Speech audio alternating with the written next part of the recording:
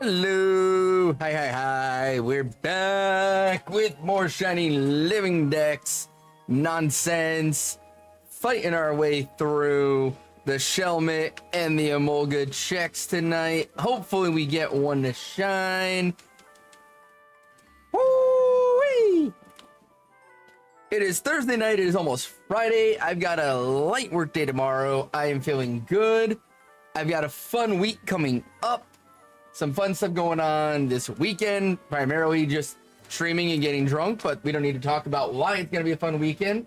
All we need to care about is that it will be a fun weekend. That's what matters. I'm actually in a good mood tonight. I'm still not sleeping, still not, but I slept better last night than I have in like 2 weeks. And I definitely feel the difference. I even got a short little nap with Loki in this afternoon. It was a very short nap. It was like 20-30 minutes, but it was a nice little nap with the Loki, and I feel better from it. So yeah, I'm feeling good tonight. We'll see how long I feel good for now that I'm over odds on Shelmet, but again, we don't need to talk about that. We can focus on positive things. GB, that looks super cool, man. Bum, bum. Ba-da-dum, bum, bum. Ba-da-dum, bum, bum. Ba-da-dum, bum, bum. Ba-da-dum, bum, bum. Da-da-da-da, ba-ba-ba-ba-ba. So I'm trying to think here. So if Emolga shines, I mean, it looked pretty badass, GB. I can't blame you. I think if Emolga shines tonight, I'll probably do a handful of DAs. Just because I've got that path saved with a bunch of stuff I need on it. But I'm not 100% on that yet. I might do that. I'm also kind of tempted because a Selgor is right near Emolga, and I do need a Selgor. But I also kind of feel like after back-to-back over odds hunts, I should probably save a reset hunt for my sword account. Hey, what's going on, squids? You're crafting the mines, huh? The mines, they call to the children. The children long to dig.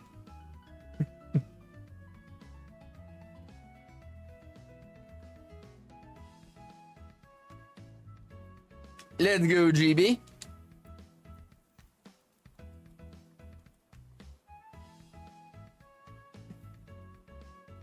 Dude, I thought Eric was joking with me when he said this season on Fortnite, everybody is sweaty as fuck. And I've been trying to play ranked solo, like I was playing earlier today, and I was literally getting killed on, like, landing. Like, I was just running into the sweatiest of sweats all day today. I was like, God damn, I can't even get a gun and I'm dying. And I can't stop sneezing.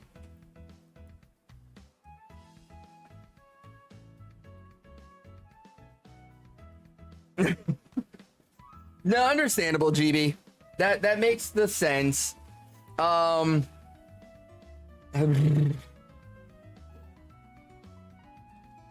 if I get both of these shinies like relatively early tonight, rather than starting 2 new hunts, I might just jump on the Minecraft server for like the last hour of stream. A 7-hour build. God damn, dude, that looked like it was an intricate pain in the ass to deal with.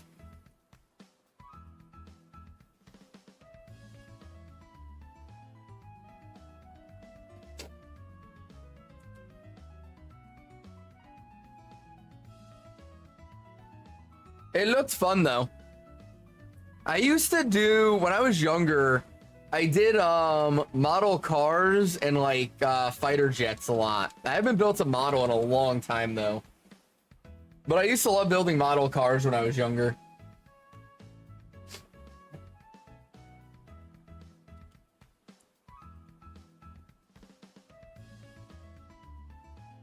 Oh, really? Okay, cool. So it wasn't horrible. What's going on, Julio?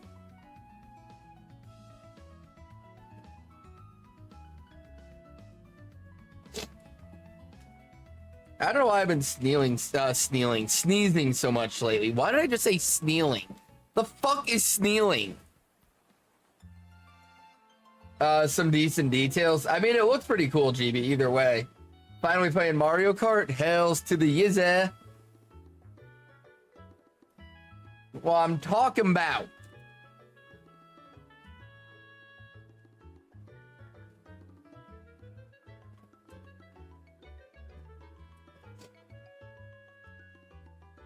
I can't wait to play the new Mario Kart. Like, I keep saying I'm not like rushed to get the Switch 2, and when I get it, I get it. And like, I'm trying to be very like, it is what it is. But deep down, I'm like fucking SpongeBob looking at a glass of water right now. Like, I don't need it. I don't need it. I don't need it.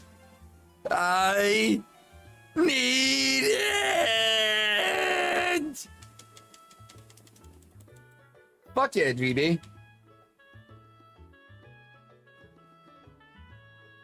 So GB, when you get the models and stuff, do you have to get the ones that just like the pieces pop out of a frame and you place them together because the mental hospital won't let you have a knife, or?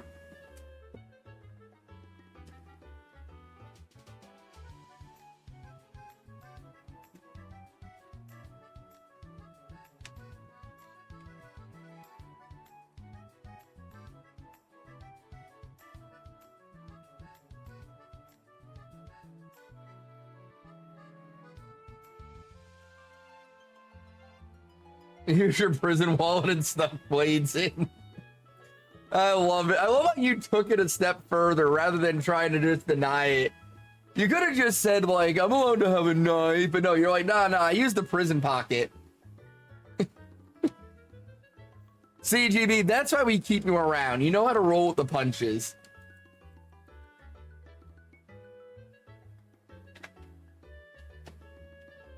Carl, that kills people. What's going on, Jordan?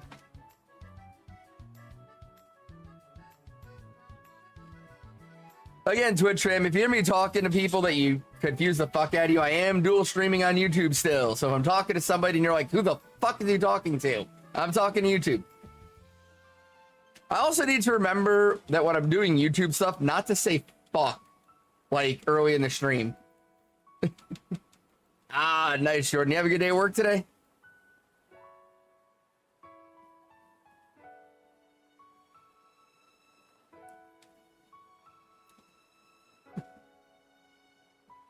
We're going to Candy Mountain, Charlie.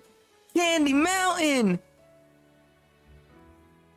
It's a Leopleurodon, Charlie.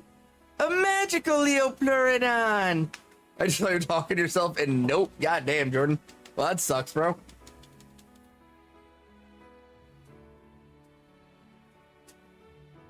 I'm slowly becoming numb to my work days because they're all bullshit. Hi, Loki. What are you doing, buddy?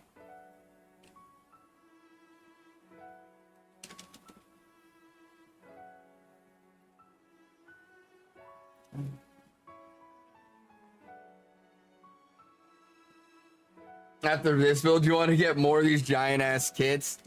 See, that's why I don't get into that stuff, because I know I would spend all my money on it. I love building stuff.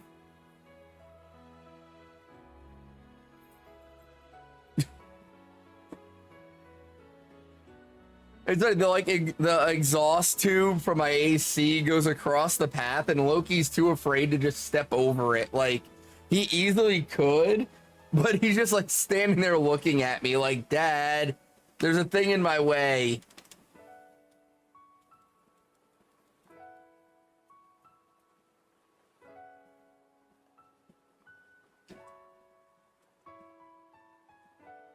Although also, speaking of work, I checked my calendar today, and the week I need to be in the office isn't next week, it's the week after.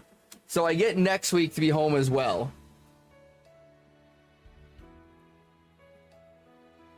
which is very good because as much as like I want to milk them letting me work from home, I don't want to like,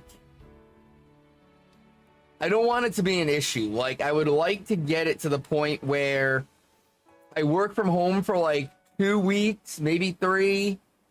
And then I'm like, okay, I'm good. I'm back at the office now. So that in the future, when I have issues, I can just tell my boss like, hey, I'm fucking having an episode again. Am I good to work from home? And they're going to be like, oh yeah, sure. Like, do what you got to do. Like, it's going to be a week or 2 like last time, right? I don't know. We'll see how my brain feels, you know. But I figure if like I get back to the office as soon as possible, instead of like pushing it to the point where they like force me back into the office, it'll be better for me in the future when I need to like take some time to myself.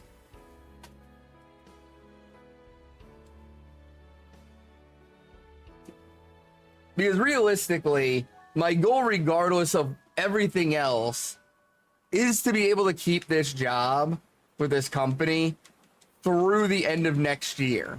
That is my goal. I'm hoping end of next year, when we go on our holiday break for the last 2 weeks of the year, that I can call it quits after that.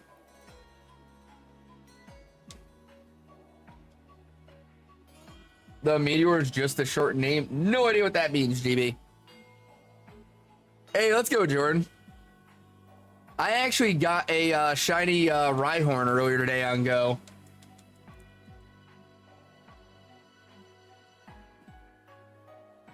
The name of the unit is Mobile Suit Embedded Tactical Enforcer. Ooh, fancy name. You do know the rules, right, GB? The more syllables in the name, the more powerful it is.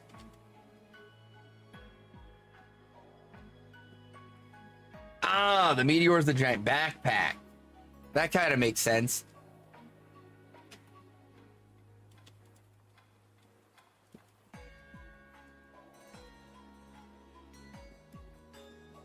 Nah, I'm good, Jordan. I'm good. Good. Oh, Jordan, speaking of Pokemon Go, though, we need to figure out where we're going to do the Global Community Day. My original thought was downtown St. Pete. Just because there's so much stuff there and, like, it'll be easy to, like, hit spots, you know, do raids, etc. And there's plenty of like little restaurants and bars that we can stop at for AC. But I believe that Saturday is also the St. Pete Pride Parade. St. Pete Pride Parade, I believe, is that weekend as well. And so it might be a little difficult to get around. Hey, what's going on, Viking? Oh, cool. Nice, Jordan.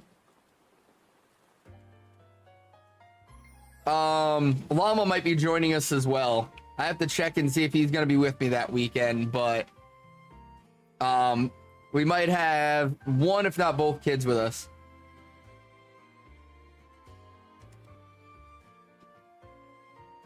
I gotta see. But we gotta figure out where we're gonna do it, because like I said, I think downtown St. Pete is going to be a bit of a clusterfuck that weekend. Now, granted, that many people there's going to be a lot of Pokemon Go players as well within that. And so, like I said, doing raids and shit like that is probably going to be pretty easy. And I don't really want to do the park like we normally do, because it's going to be fucking hot as shit. And I want to be able to, like, stop in the AC and have a beer every now and then throughout the day. So I got to figure out where we should go.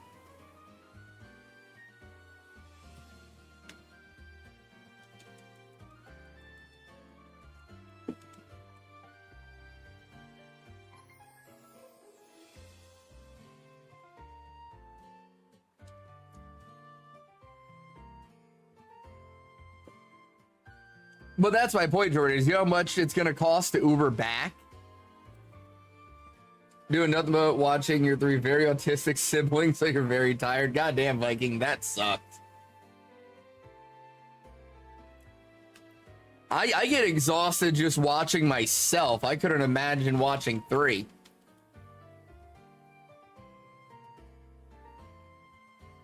I'll pay.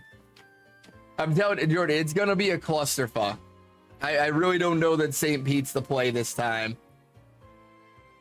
Like, it's been our go-to in the past for these all-day events like this, and I really like the idea of being downtown like that, but I feel like we need to figure out a new spot.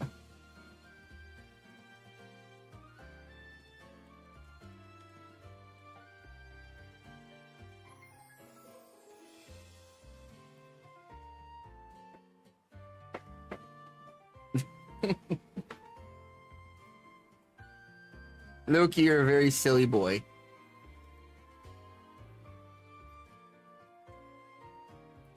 And then I gotta figure out this Saturday, because this Saturday is Como Community Day. Oh, look at that, Loki. You managed to figure out your own way back here. How did you come from under my desk, though? There's not really room there. How did you do that, buddy? You came to say hi? What you doing, Loki? Loki boy. Yeah, I wasn't gonna recommend Ebor either, Jordan. Loki, get out of my trash can, you fucking idiot. What are you doing?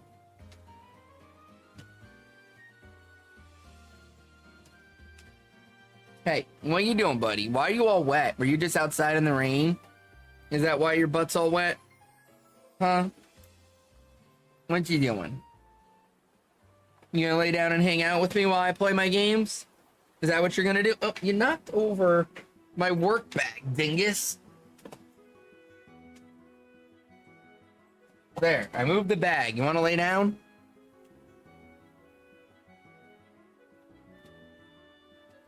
But yeah, Saturday's the Como Community Day. And I'm not gonna be home Saturday, so I gotta figure out how to manage my friend's birthday while still being able to catch my shiny Comos.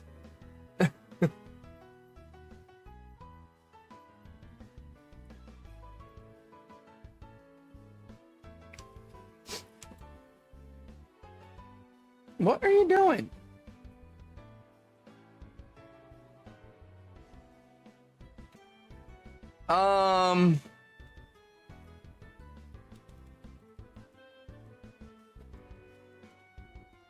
Trying to think of what would work.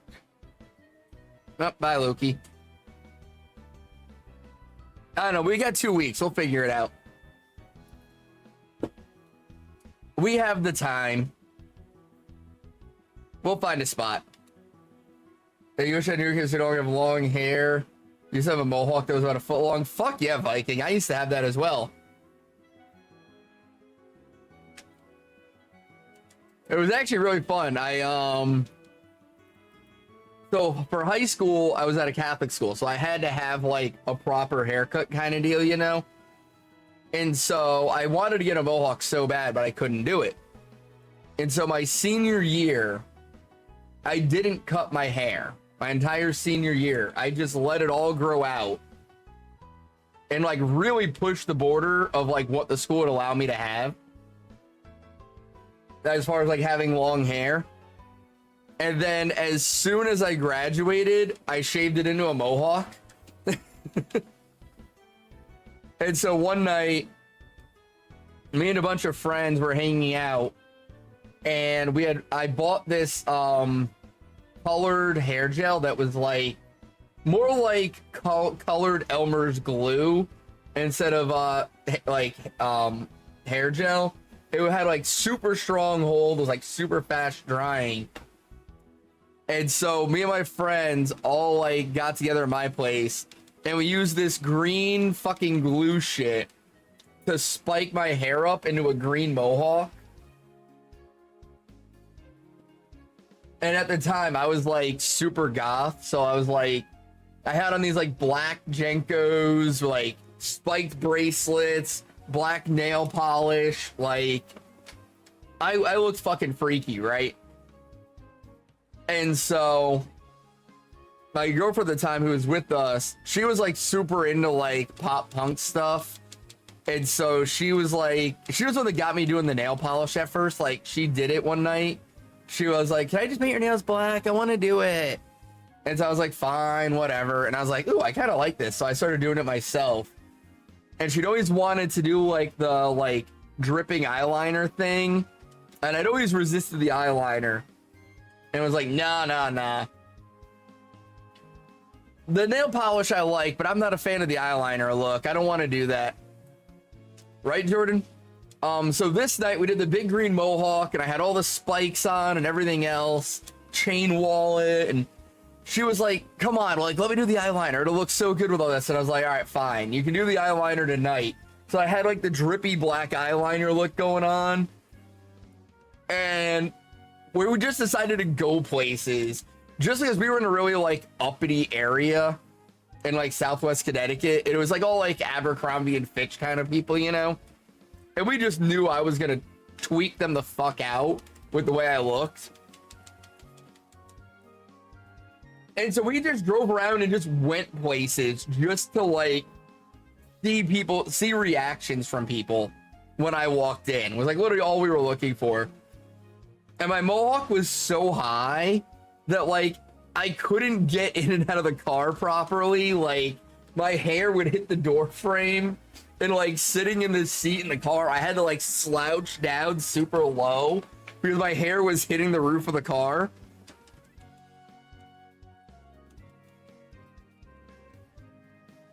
It was such a good night. We ended up like super late getting hungry, and for some reason decided to go to IHOP. And it was like 9-10 o'clock at night, and we roll up into IHOP, and they had like most of the restaurant closed. They had one little section of seating that was still open, and there were a couple of families there, but they had like the majority of the seating was closed down. And when we walked in to get a table, they sat us as far away from the normal people as they could possibly seat us. Like all the tables that were open were right at the front door. They put us all the way in the opposite back corner from the front door and sat us there instead. And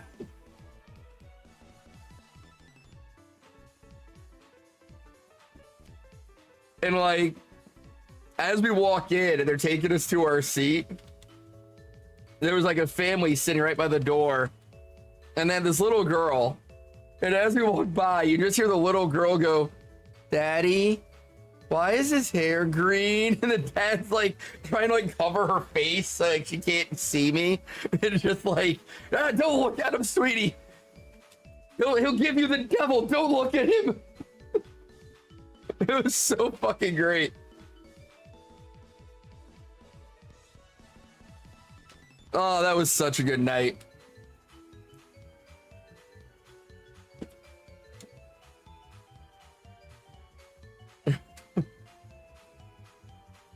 Good times.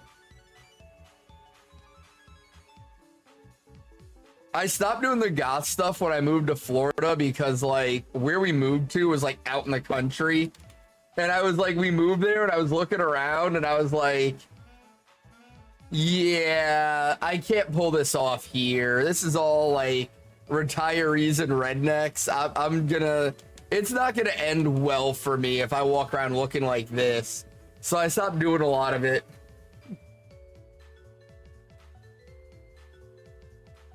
I still typically dress in like all black, but I got rid of the spikes and stuff after I moved to Florida. I've done the mohawk a few times since then though. You can't, yeah, no, like in Miami I could have pulled that off. Even in some areas of Tampa I would have been all right, but fucking Spring Hill, no. It wouldn't have ended well for me. But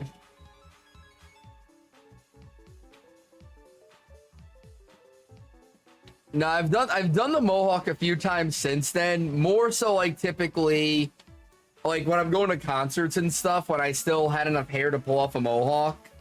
If I was gonna go to like a rock concert, I would shave the sides down and go to the concert with the mohawk. and then just shave everything off the next morning before work and just go into work bald. Because jobs down here do not appreciate mohawks the way you would think they would.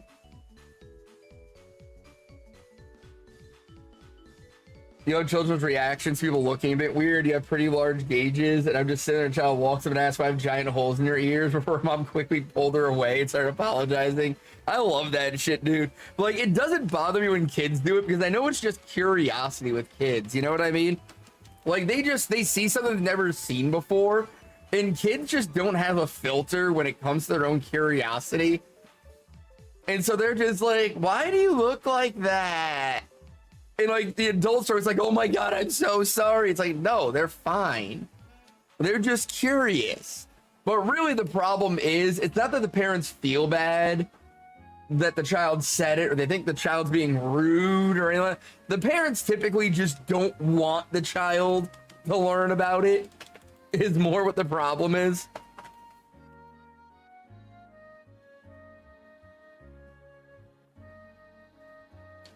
Although, speaking of looking weird, I gotta say, you know, back when I was 18 and I got my first tattoo, even when I was just thinking about getting a tattoo, so many people were like, man, you're gonna regret that when you're older. Man, what's it gonna look like? Man. And when I got more, it was always the same thing, like, oh my God, you're gonna regret that. Now that I'm older, you know what I regret? I regret not getting more tattoos. I have so many tattoos I never got that I wanted to, that I wish I had gotten. That's what I regret, not the tattoos. I regret the tattoos I didn't get.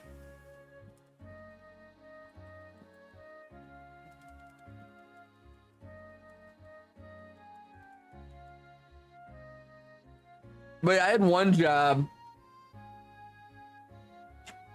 I went in and I had shaved my head, and the assistant manager was like, what did you shave your head for?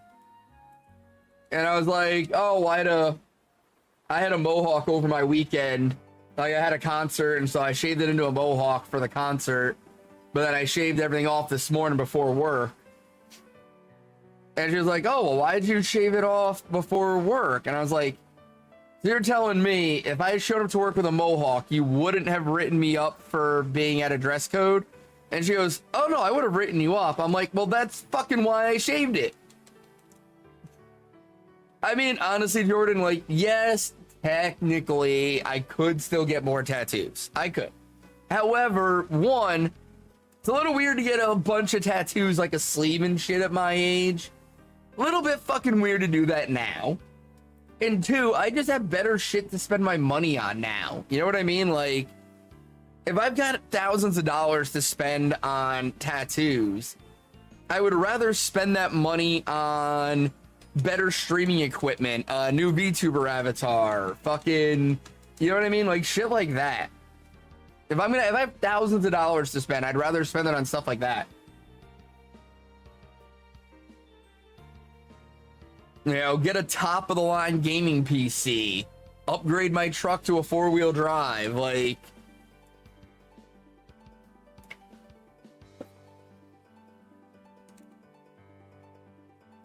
Nah, I won't be buying any more stuff for the truck, Jordan. The truck is eventually going to go to Llama. So I won't be doing anything more to it other than just kind of getting it cleaned up and ready for him to take over here in like 2 years. Right now with my truck, I'm just focused on paying it off so that I could get myself a new truck and give that one to him. Also, Jordan, I really hope you know who I'm referring to as Llama. We use code names on stream.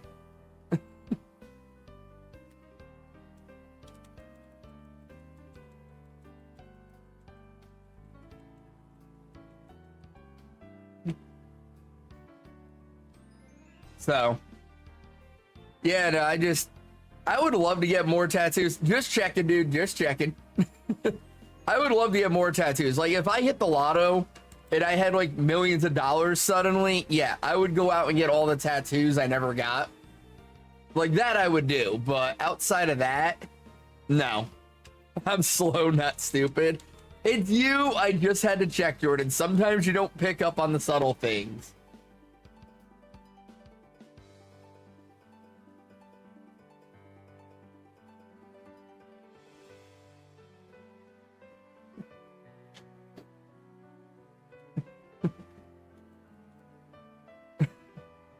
And for those of you on Twitch that are kind of confused, I mean, it wasn't an insult, Jordan. It's kind of, what's it called? It's a symptom of your situation is not picking up on things like that.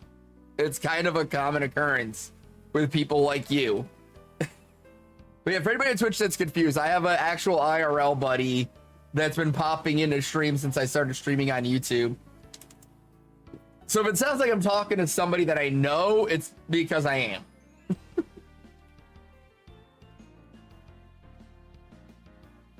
Why I've been on Twitch for 3 fucking years and he never bothered to show up on Twitch, I don't know.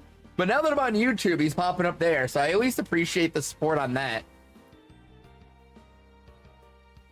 And realistically, I need the support on YouTube now more than I need it on Twitch. I need people like actually tuning in and chatting and helping me get pumped in the algorithm even slightly so other people find me.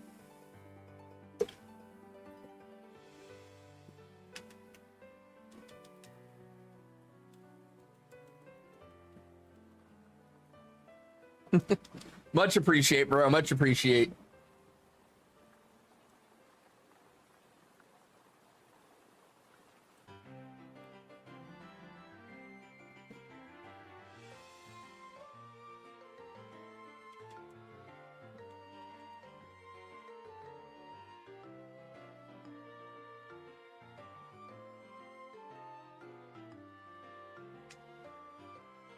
Dude, we've been having some wild thunderstorms out here the last couple of days. Like, hey, let's go, Julio. Fuck yes.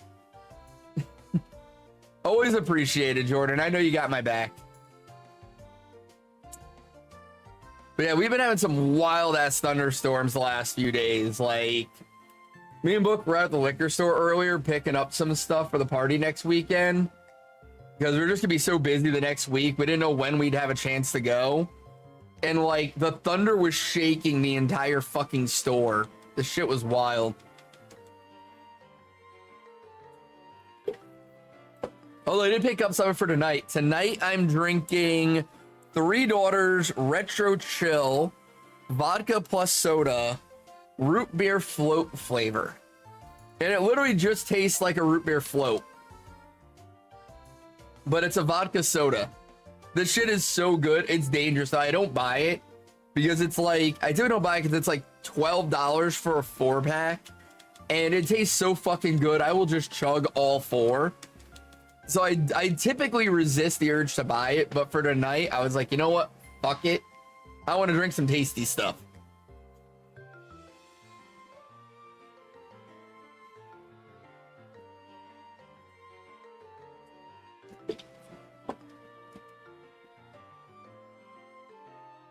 So, tonight we're drinking tasty stuff. I also had a pretty large Jack and Coke while I was eating my dinner. So I was already a little tipsy when I started stream, which is probably why I'm in a better mood and a little more talkative tonight.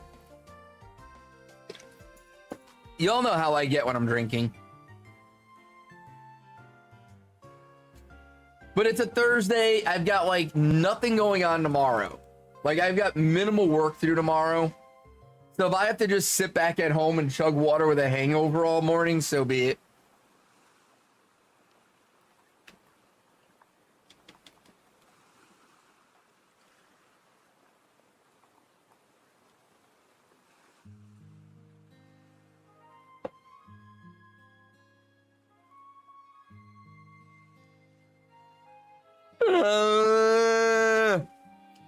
So actually, Jordan, question. Did you ever see my, the video of me getting the shiny Doughblade?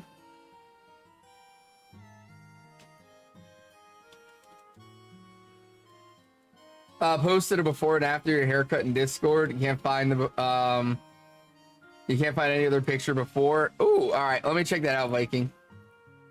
Let me see what you got here. Why did my Discord load on the wrong screen? That was stupid.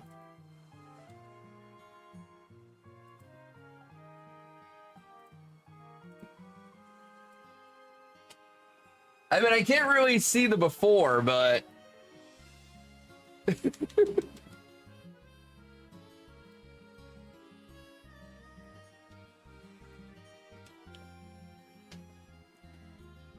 Well, I mean, I know I got it because I texted you and told you I got it, but I was asking if you actually saw the video of it. I know I posted it on my YouTube, so I figured you did, but I just wanted to make sure you actually saw the video.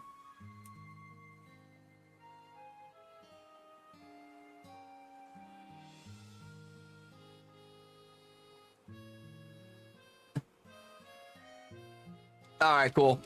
I wonder how like what clips of mine you've actually seen. Because I've got some funny ones.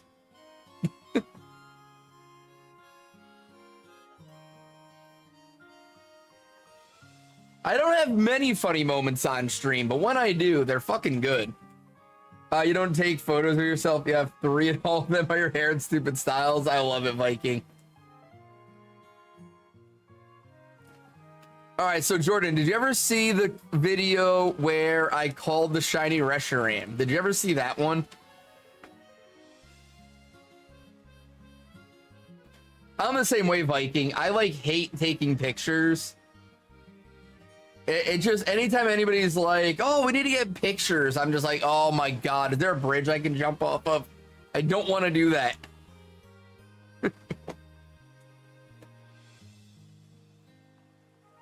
You think so? All right. I mean, I assume if it's a short video on my YouTube, you've probably seen it. And I'm pretty sure the Reshi is on my YouTube, so.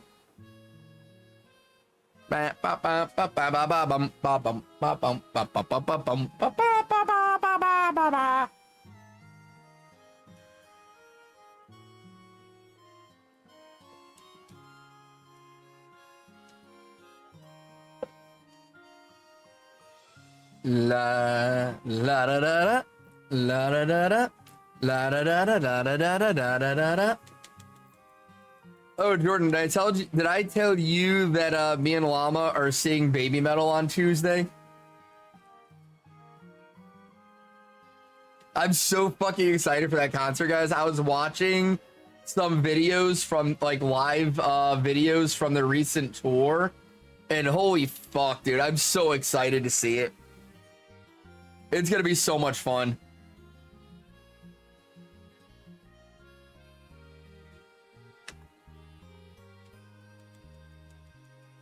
I'm just sad that I'm not gonna be able to get in the mosh pit on Tuesday. At least it's very unlikely that I will. Because I gotta say, I've been in a Baby Metal mosh pit before, and it's one of the hardest fucking pits I've ever been in.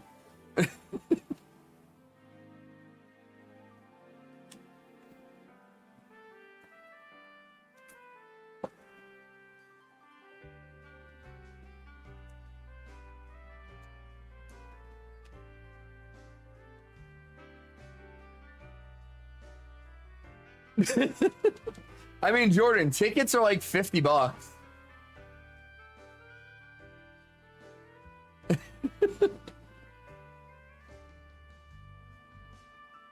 yeah, it's gonna be Llama's first concert, so I'm super happy about that. Like, because like I wanted to go to the show and I was gonna take book, but she has work Tuesday and she's already leaving work early on Wednesday because we're going to the Avril Lavigne concert.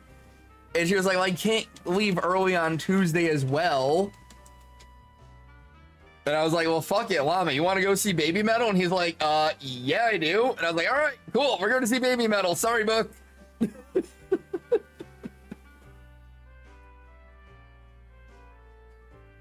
It's me, son, go. I've been like, so off stream, I've been trying to like practice my metal growl a lot. Like I've been trying to get really good at doing the metal growl as well as like fry screams. I've been really practicing a lot off stream for it. There's a couple of songs I really want to be able to do on drunk karaoke night. So I'm like, I've been really trying to practice lately. Like in the past, I've always just gotten drunk and started singing. But lately, I've actually been really trying to improve my voice and improve my ability so that when I do another drunk karaoke night, it's actually tolerable and enjoyable for people to be a part of.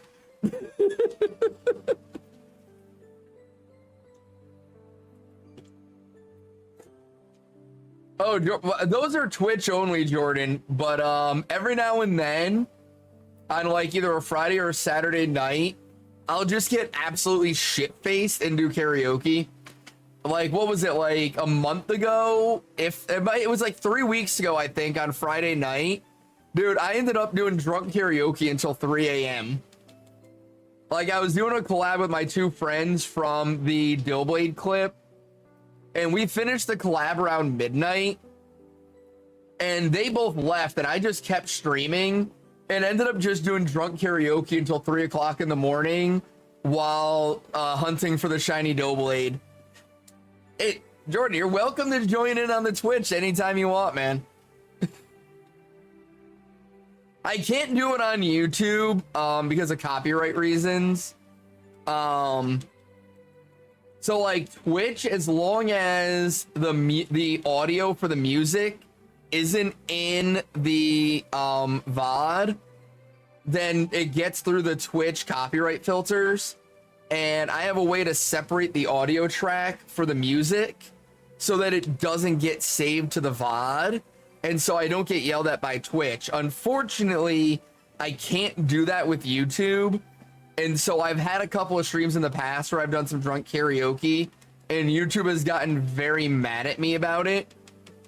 And so I've had to stop playing good music on YouTube streams. So yeah, unfortunately, if you want to be a part of the drunken karaoke night, you'll have to come over to the Twitch side for those.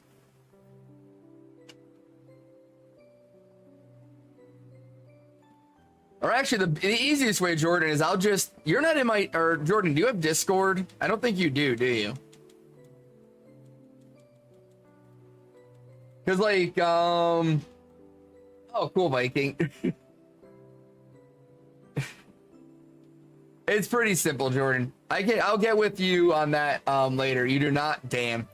It doesn't say for my community, a good signal that it's gonna be one of those nights is if I post the stream announcement in Discord and I only post the Twitch link and not the YouTube link. If I'm only posting the Twitch link, there's a good chance of drunk karaoke that night.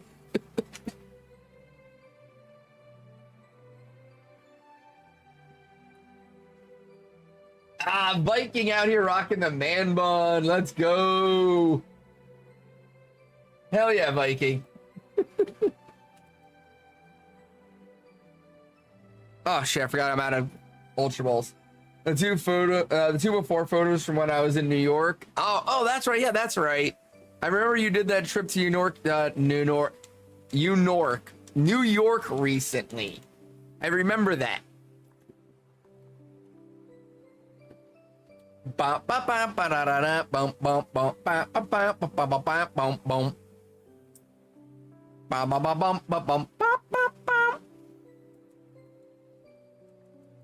HD son, go. That's right. Okay, it was March. I was trying to remember when it was. I remember you talking about it. I just couldn't remember when you talked about it. Oh. But yeah, Jordan, unfortunately, YouTube is a lot more anal about the music stuff than Twitch is. Like, Twitch is kind of anal about it. Like, if I fuck up and have the audio on the wrong track, they'll literally mute the entire stream. Or not the entire stream, but they'll mute all the audio during those parts. And so, like, you won't get my voice or anything. It'll just be video with no audio. So I've got to be really careful on how I set it up, but YouTube will literally just shut down my channel. I haven't watched anything recently. The only thing I've watched is I rewatched that time I got reincarnated as a slime, because I hadn't seen the new season yet, but it had been so long since I watched the show that I just watched it from the beginning all the way through the new season just to kind of remember the story progression properly. But that show has been on my list for a while. I've got a few on my list. With me being able to work from home for the next few weeks, I'm gonna try to catch up on some anime at that point, because I can just sit here and watch anime while I work. So that's gonna be the plan for the next few weeks. Try to catch up on like Fire Force and some other shows that I haven't caught the latest seasons of, as well as check out some new shows that I haven't gotten around to. So it's in the works. Jordan, you got to realize my schedule for the last few months has been wake up, go to work, come home from work, get cleaned up, get dinner ready, eat dinner, jump on stream, end stream, go to bed, repeat. That's been my schedule for the last few months. I have not had a lot of time to do much of anything.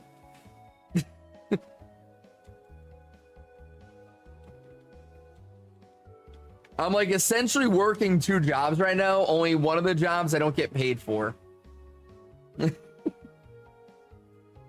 Basically been my life.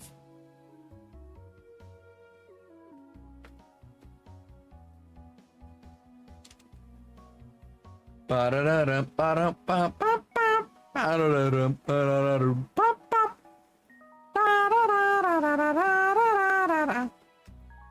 get paid with head pats now. I mean, it's better than nothing, Squid. I will take the head pat. Ah, thank you. Say, Book gets all mad about the head pats, and I'm like, I want head pats. I need somebody to give me head pats.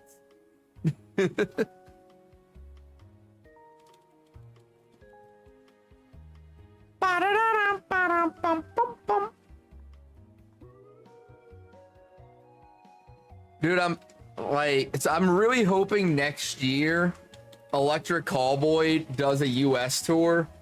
Viking, I was having some computer issues, so I had to disable the throw things at me for now while I sort things out. The ability to throw things at me should return next week. What's up? Can I help you? Book heard me say I want head pats and came out here and gave me head pats. That is too funny. I want someone to pet me like a dog, really just get in there and scratch behind my ears and shit. Oh my god, Squid. I mean, I'm with you, but oh my god, don't say it out loud.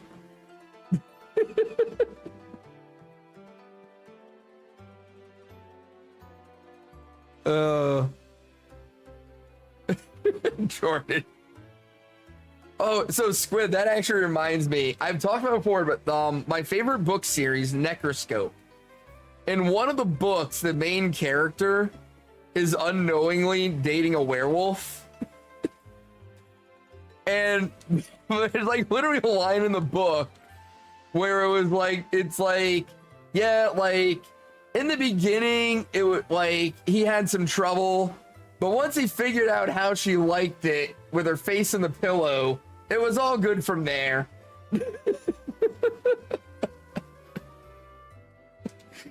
Like, yeah, of course the werewolf bitch wants it doggy style. Like, obviously. Like, how did we not figure that out earlier, right? But it was, the way the author wrote it was something like, once he figured out how she liked it with her face in the pillow like the dog she is, or something. It was like worded like that. It was like, god damn, dude. You could have like not been so obviously blatant with it. Like, you could have been a little more reserved in your wording there. I appreciate it and I like the writing, but fucking hey, man.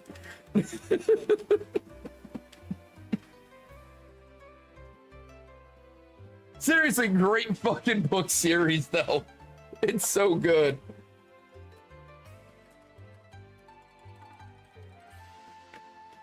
There are some lines in that series, though. Like, dear God. Like, there's some lines in that series I can't say on stream.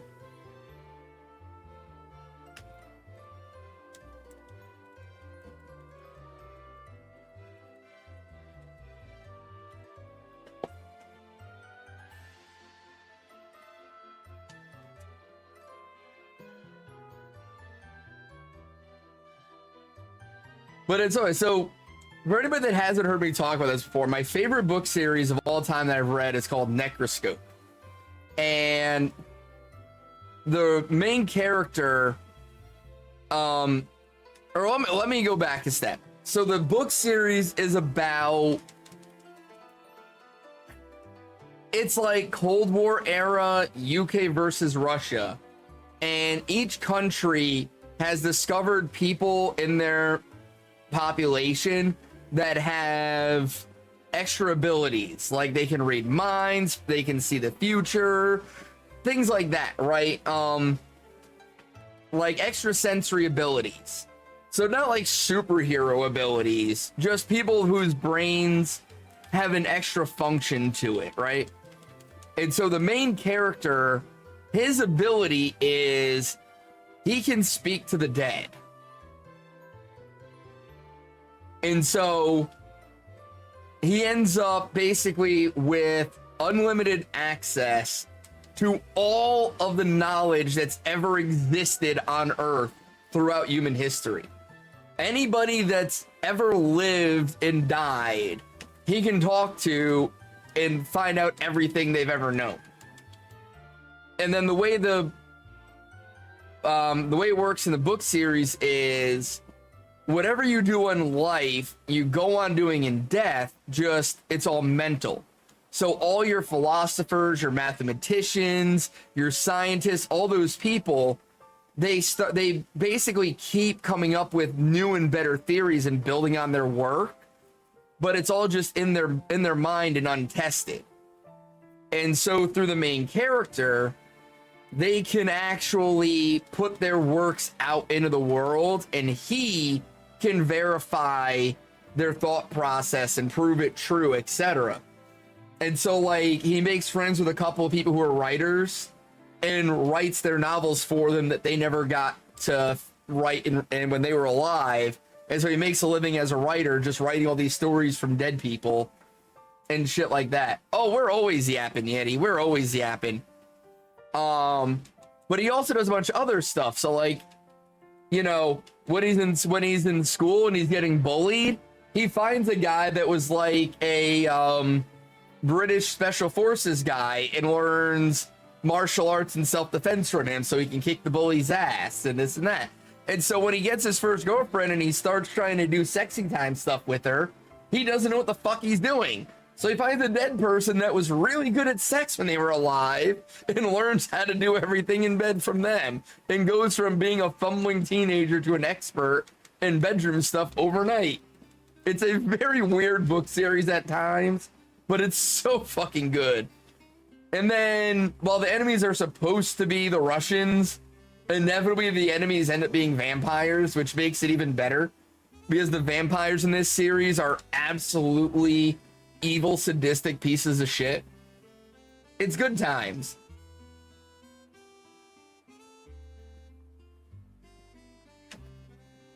I believe Dragon's reading Necroscope right now. So if he was here, he'd be able to give you his opinion on the first half of the book. I think he's like a quarter to a halfway through it right now. But literally everybody I've had read it has enjoyed it. There are some really fucked up parts though, like it's definitely a trigger warning kind of book series. Because again, the vampires are truly fucking evil and have no sense of morality or anything and just do literally whatever the fuck they want whenever they want to do it. So there's some parts that are, you know, hard to read at times, we'll put it that way. But it makes for a good villain, you know what I mean? Because when the villain's doing really fucked up things, it's really easy to root for their death. You know what I mean? But yeah, we yapping tonight. I kind of sort of slept last night, Yeti, so I'm feeling good today. Oh, by the way, Jordan, if you haven't yet, make sure you like the stream. And anybody that happens to be on the YouTube side, if you could please like the stream on YouTube, it helps me out with getting the algorithm to push my content. So I would greatly appreciate it on the YouTube side if you drop a like. Kind of sort is better than nothing. That's what I'm saying, Squid. So like I got off stream last night. I did some other stuff for a little bit. I played a little Fortnite. And then I went to bed around 1. And I didn't fall asleep until about 3:30. But I slept until after 7. And normally I wake up within like an hour or two of falling asleep. So for me to get like 3.5 hours of sleep in one go is fucking amazing. I haven't had that in weeks. And it definitely made a difference just having that little bit of REM sleep last night.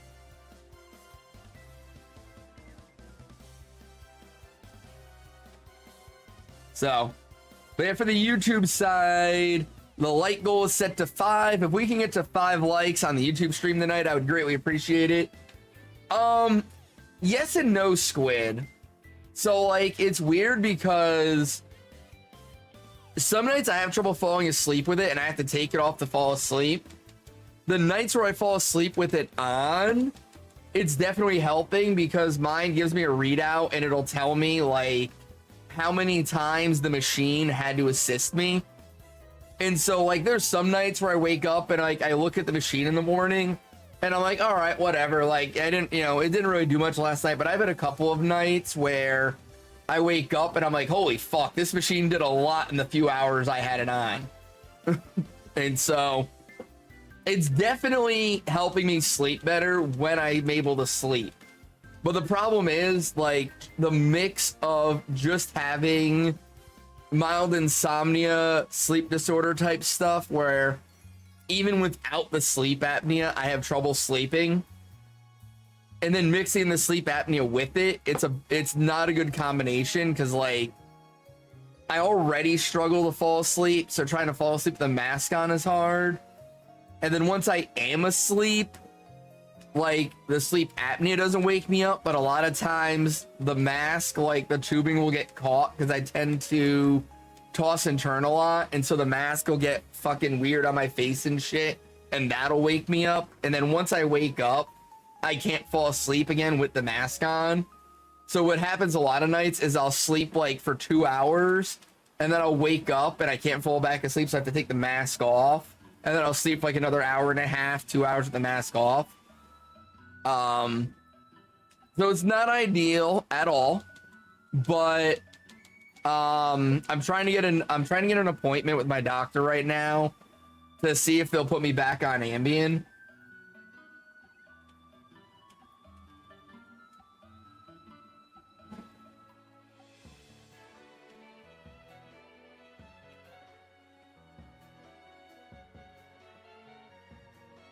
Why do I not have money in this fucking thing anymore?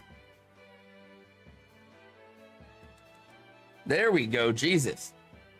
But yeah, if I can get them to give me Ambien again, like that'll help a lot, because like before when they had me on Ambien, I would only sleep like 4 or 5 hours a night, which sleeping 4 to 5 hours a night on Ambien is fucking wild. Like I didn't know it in the beginning. Like I was on it for a couple of months and I would literally take the pill, within 20 minutes I would be out.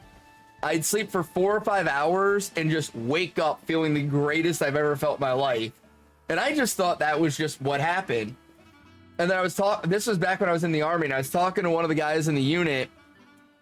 And I had said something about like being on Ambien, and he was like, fuck man, how do you like function? I'm like, what do you mean? He's like, dude, they put me on Ambien and like I couldn't wake up, I couldn't do PT, nothing. I was like, you kidding me, dude? Like I take an Ambien, I sleep for like 4 or 5 hours, I wake up and go to the gym. Like I'm good when I wake up. And he was so fucking confused by that. He was like, I can't fucking function at all on Ambien. You're on a sleeping pill, and that combined with your fun gummies has really helped you sleep. You sleep like a rock and it's helped fix your sleep schedule. Fuck yeah, Squids. See, that's what I'm hoping for. I'm hoping when I go to my doctor, I can just be like, look, I haven't slept properly in 6 months. Can I just get a couple months worth of Ambien so I can get back on a good sleep schedule and get my life back in order? And he just says yes. I'm hoping that's how it goes.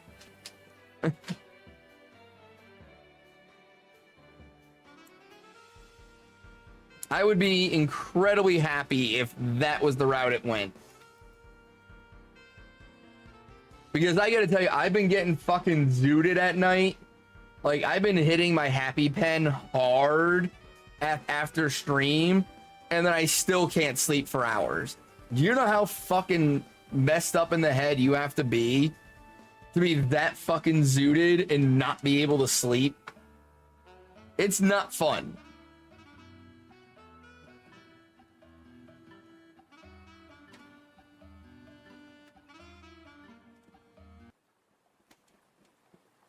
And it sucks because for the last couple of years, you know, the medical weed has been how I've slept. I've been able to avoid having to go back on Ambien and take stuff that's possibly addictive and stuff, because it's been, I just smoke a little at night and I pass the fuck out.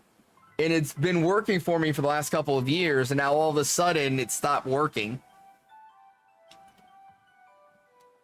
You got your sleeping pill through your therapy team. The doctor asked if you had trouble sleeping. You said yes, and just wrote you a prescription. I mean, some doctors are better than others with it, Squid. It can be a struggle to get the right stuff. And my biggest fear is that, well, I shouldn't say fear, but my biggest worry is that they're not going to let me have Ambien. Because before they put me on Ambien, they tried a couple other sleep meds for me, and I didn't like them.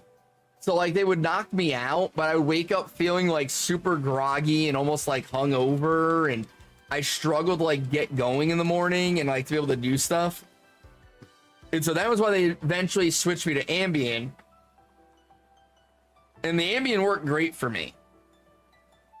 Oh, Streets. I'm not seeing anything on my side, Squid. It looks like it's just you.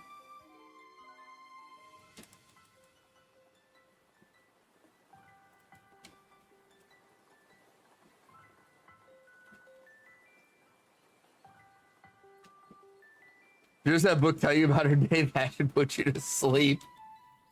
I wish that was the case, Jordan. I wish it was that easy. Oh, all right, Squid. But yeah, so after trying a couple of different sleeping pills that just really fucked with me, they put me on Ambien, and Ambien worked great. Like I said, like, I would literally take the Ambien, within 20 minutes I'd be asleep. I'd sleep 4 or 5 hours and wake up feeling fucking amazing. I didn't have, like, the night terrors like some people report or any of that shit.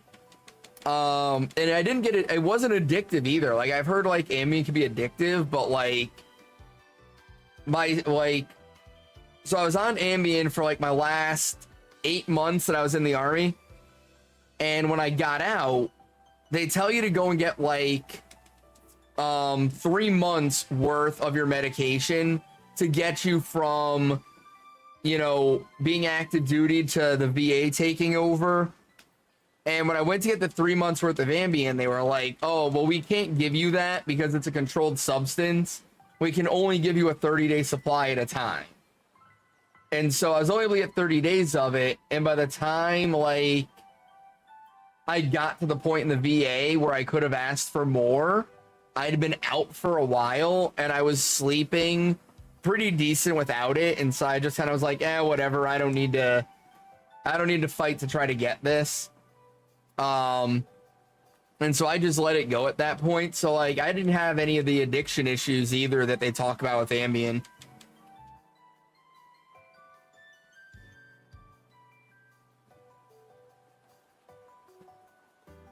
I'll also say I was also really smart about it back then, because, like, I wouldn't drink if I was, like, I shouldn't say that. I wouldn't take the Ambien and then drink, right? So, like, I might have a couple of drinks earlier in the day, but I would stop and then take the Ambien a couple hours later. And it's like, there were a couple of nights, like, the neighbors were, like, doing stuff, because at the time in the army, we had, our neighbors would always do, like, just kind of, like, little mini parties out in front in the carport. They had, like, a little kiddie pool, but it was, like, the kind that has, like, the inflatable ring, and it's, like, 3 feet deep, you know? And they would set that up in their driveway, and we would all just, like, get some chairs around the pool, and we'd all just sit around and drink, play beer pong, just, you know, be dumbasses. And then when we got hot, we would just jump in the pool with our clothes on. to cool off. And there were a ton of nights where they were like, would come knock on the door and like ask me and my ex if we wanted to like come out and drink with them. And if I'd already taken my Ambien at that point, I'd be like, nope, sorry, already took Ambien, can't do it. See, Squid, I have an addictive personality as well, but I've been able to manage it fairly well. I'll get into that here in a second. Let me read the rest of your message. You're prone to addiction. You got your wisdom moved a few years back. The meds they gave you was hard shit. Like you couldn't function hard. Took a meeting, almost got hooked on it. You just wanted to get high off it. When you go snooping for it and your grandma at the house, thankfully you caught it and stopped taking your favorite Tylenol. Good choice, Squid. So like, I have that too. Like, and it's why for a long time I didn't drink. And it's more like I'm trying to like I get used to doing stuff and it becomes like part of my routine, and once it's part of my routine I have a big problem breaking the routine. And so like, you know, sitting here streaming and drinking, it's become a routine for me, and so it's hard for me to break that, right? I'm like I do things habitually. Same with like doing dip and different like I've never smoked, but I dip and I do other like the nicotine pouches, and like it's been hard for me to like break those habits. And it's weird because there's a lot of things that I do, like I can go away for like a week and not have any kind of nicotine tobacco with me and be fine. But as soon as I get home and I'm like at my desk or in my truck, I just go right back to it. It's almost like the service has gotten you used to a regimen. I was like that before then, Squid, Yeti. It's why I was like so happy in the service, because it was so, everything was routine, right? Everything was, you know,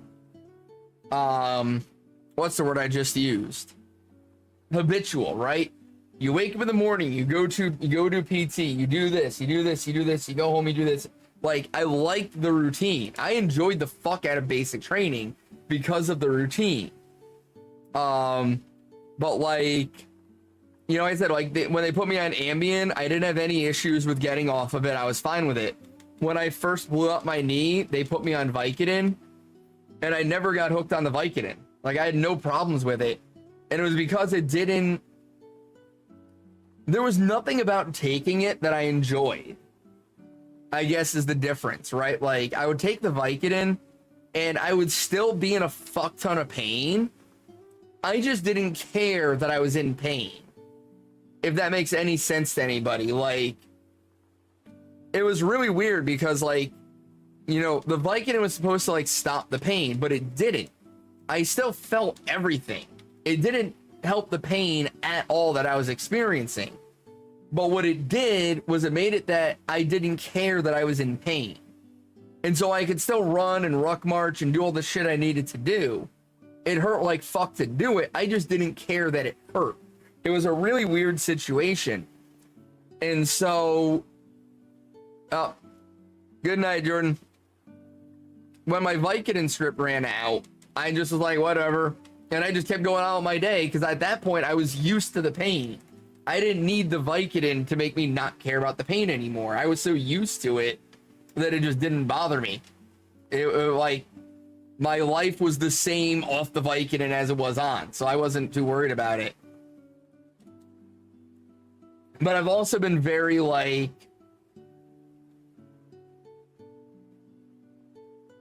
what's the word I'm like, I've been very cautious with those kinds of medications in the past as well. Like, I've turned down stuff like that in favor of just like 800 milligram ibuprofen on several occasions, just because it's like, I don't want to get used to that, and I don't want to deal with, you know, having that become habit for me.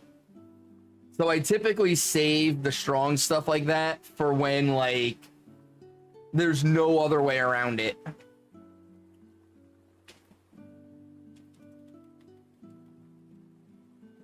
And I'm just also not a fan of trying to think of how to word this. Because I was going to say one thing, but then I was thinking about the stuff I do, and I was like, well, that doesn't make sense, because that stuff has that effect. And I enjoy that, so I don't know.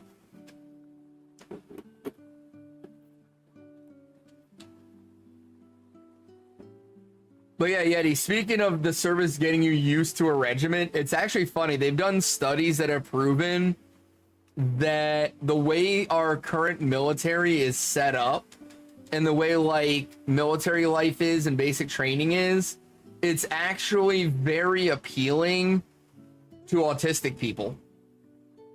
Because just having like the routine and everything being very habitual, it tends to lend itself well to people who are functionally autistic. Which I think is really funny that we've basically just got an army of autistic people now. It's almost like that's their main target for... I don't think it is. Or at least, I don't think it initially was. I think now they might be going that route, because when you have somebody who's just on the slightly on the spectrum, but they're still very functionally autistic, they do make for very good soldiers, because they're very good about following orders, staying out of trouble, avoiding bullshit. Like, they're very good at that stuff, you know what I mean? They're not gonna go and impregnate a stripper. Like, low-grade autistic make great soldiers. When you first started taking your gummies, you were scared that you were going to get addicted and just get high to get high, but able to manage it so far, only taking it when it's bedtime. Yeah, I mean, like, it's funny because I have a daytime pen and a nighttime pen. So, like, I've got my, like, I need to go to sleep stuff, and then I've got my I just want to feel good stuff, and I very, very, very, very, very rarely use the I just want to feel good stuff. It's like I only do it to do it, like on very rare occasions. Like, I'm just kind of up at the ranch hanging out, or we're on vacation, like, but I typically don't do it just randomly.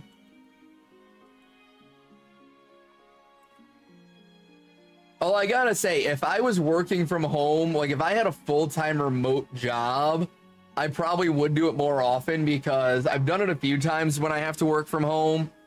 And for the job I have, it's so much easier to get through my day when I'm a little zooted.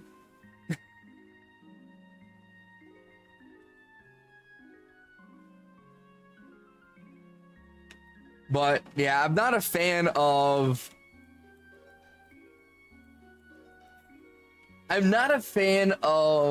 how I feel just being awake and functioning when high.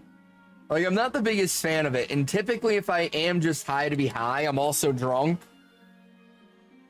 And I kind of enjoy that, like, crossfade, which I know a lot of people like hate that, but I kind of enjoy that, where I'm like just I'm a little laughy, a little goofy, and like my inhibitions are, you know, down. I kind of like that, but just like being zooted for the sake of it, I'm not the biggest fan of it. But with like my anxiety issues and some other things, you know, when I'm just like staring at fucking code all day and shit like that, being a little zooted makes that a lot easier.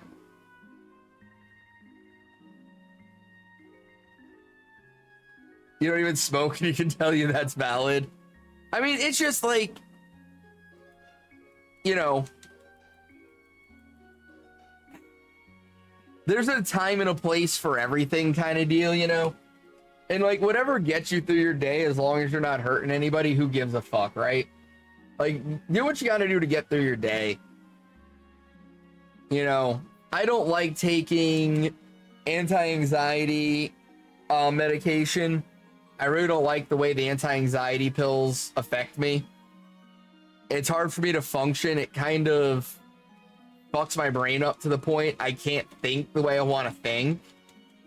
And antidepressants typically send me into manic episodes. and I really don't like manic episodes. Those are not fun for me at all.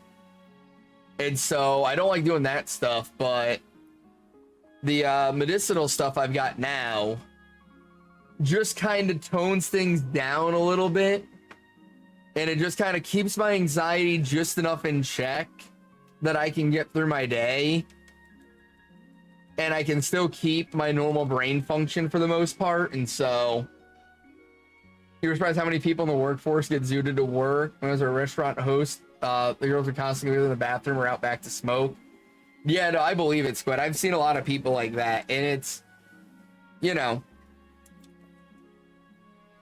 I'm not a fan of the whole, like, wake and bake, and I can't function without it. Like, I definitely feel like there's better ways to manage than that, but I'm also one of those people at the same time, like, it really isn't, in my experience, much different from taking anti-anxiety or antidepressant meds. It has the same general effect, but in my experience, a lot less of the side effects. But again, that's my experience. So I'm going off a, what's the word I'm looking for? You know, my statistics are coming off of a population of 1. You have any Mets problems, but both your donors, mom's side of the family have schizophrenia. Oh God, Viking. That's, that's a thing.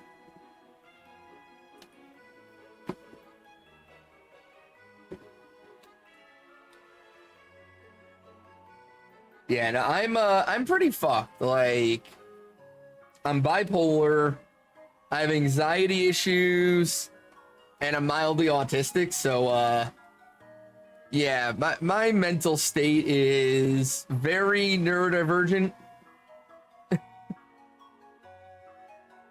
And so it makes functioning in society difficult at times.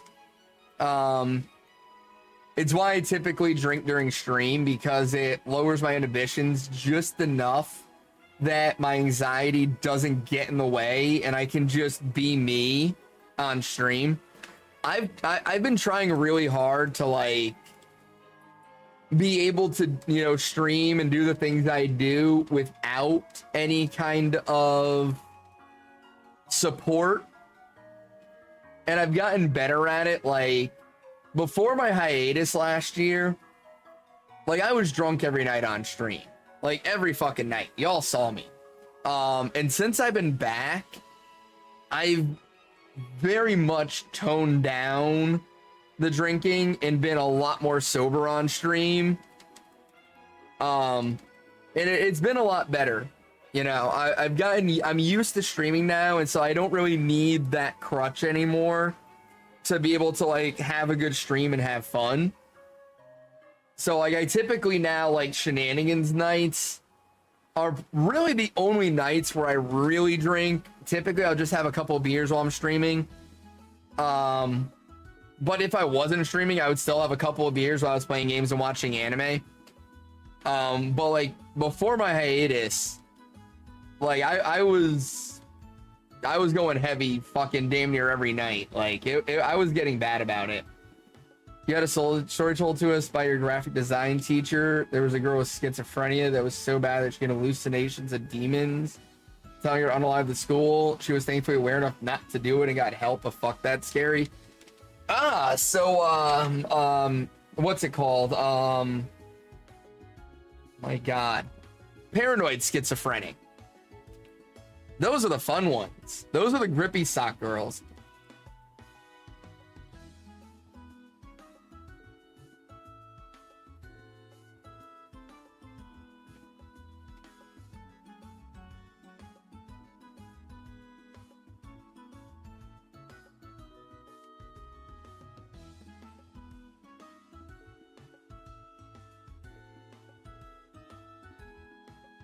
From what I've heard, the grippy sock girls make for the best one-night stands. I will say from experience, though, do not try to have a relationship with a grippy sock girl. I remember for the hiatus, you were fucked up bad. I remember even thinking that we needed to have like an AA meeting with you. I mean, Squid, you're not wrong. I will say, like, when I first went on hiatus, that was one of the big changes I noticed immediately, and I was very happy about, and really made me happy with my decision to walk away at that point. Was once I stopped streaming, I damn near stopped drinking. Like, I went from having like 8 to 10 drinks a night to like 1 or 2 when I went on hiatus. Like, it was that much of a change. Like, it was massive. Like, I went from being drunk every night to being sober for months straight. And when I say sober, I don't mean stone sober, but like, I wasn't drunk. I didn't even have a buzz. Like, I was drinking Bud Light and having 2 a night. Like, I literally could have just been drinking water and I would have felt the same, you know? But yeah, before my hiatus, I was really bad. And that was just because it was like, I became very dependent on alcohol to get through stream. Like, I got to a point, like, towards that, you know, towards the end of, like, my second year of streaming, where, like, I felt like I couldn't be the character I was trying to be unless I was drunk. Like, I would show up to stream drunk most nights. Like, I would have a couple of beers and a shot before I even started stream.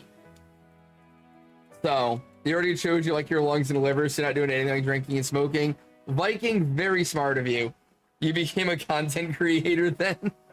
I don't know that I've become a content creator yet, Yeti, but I'm on that path now. Like, I went from being just a drunk asshole who streamed on Twitch to being an asshole who streamed on Twitch. Was the big change. And like, I'm sure you guys have noticed, like, I've been back now for what, 7 months? I've done drunk karaoke, what, twice in 7 months? Drunk karaoke used to be a nightly fucking thing.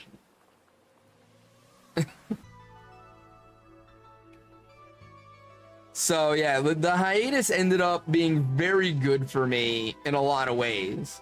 As much as like from a creator standpoint, I kind of wish I hadn't done the hiatus because it really set me back on like my growth and stuff.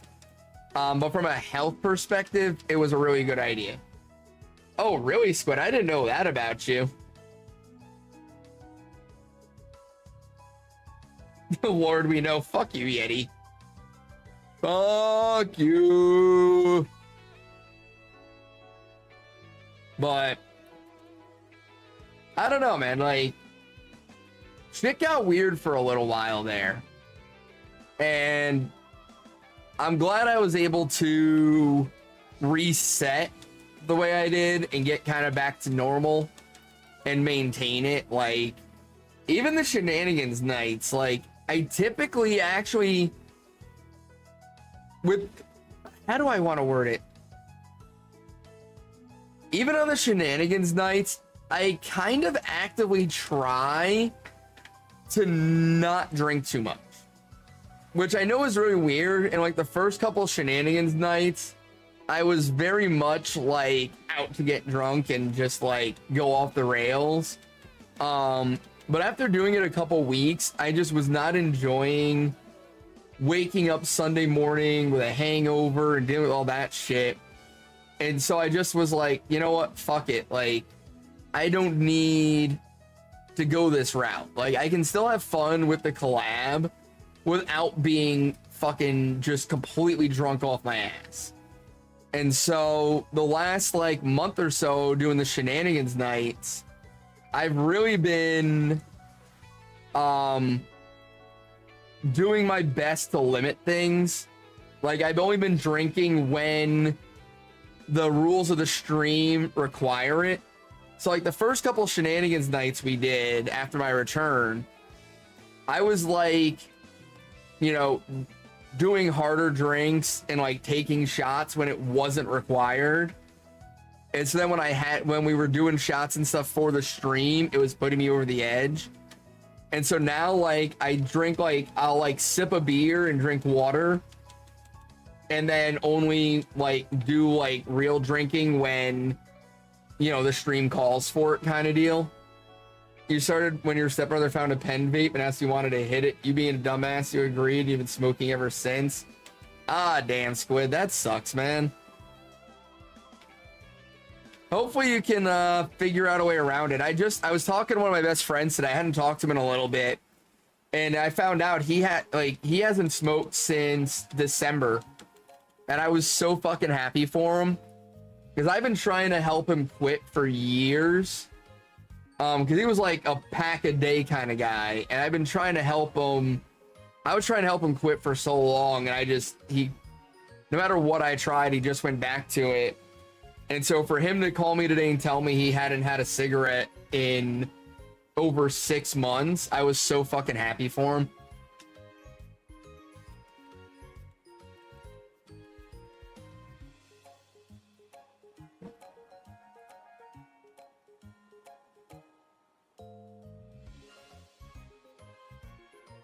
But I don't know, man.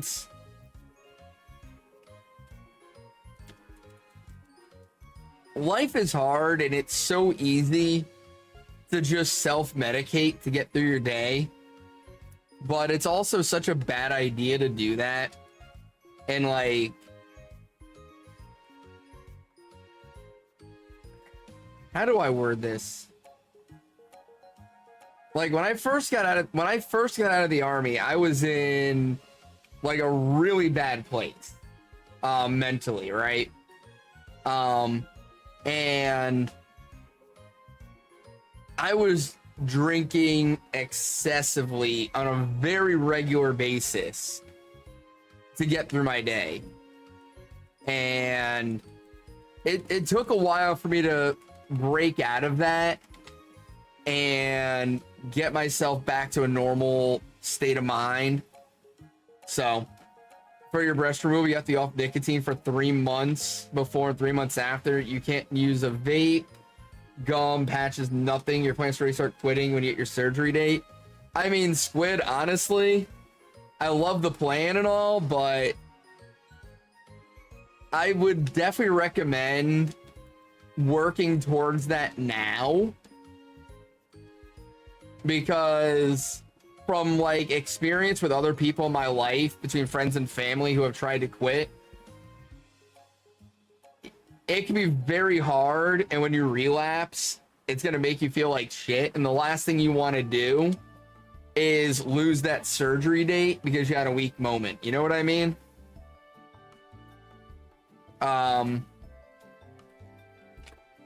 But yeah, no, that's what I was saying. So like when I first got in the army, I was in a very bad state mentally, and I was drinking way too much. Like, you guys think I was bad on stream before my hiatus? That was fucking nothing compared to how I was fresh out of the army. Like, I was way worse then. And what made it even, like, where I really started running into problems was, or actually, let me rephrase that. Where I really run into problems now, right, with when I drink, is when I'm in a manic episode. When I drink on a, generally, I'm pretty chill. I might do some drunk karaoke. I'll have a little fun. You know, my inhibitions go down a little bit, but I'm still relatively normal. When I'm in a manic episode and I drink, there's a very high chance of handcuffs being involved. So yeah. You're trying to limit your use. What's really helped is hard candies. Gives your mouth something else to do instead of smoking. Fuck yeah, Squid. So I actually started doing something kinda, well, I do a couple of things. So, when I was in the army, I started using chewing tobacco, right? And it was,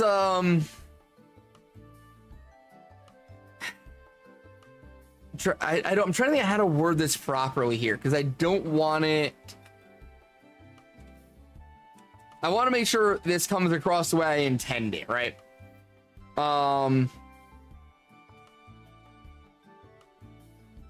My mental health really started to deteriorate and get bad during my time in service. And I got to a point where I was actually starting to cut myself. And I didn't like that. I was very unhappy about that, but it was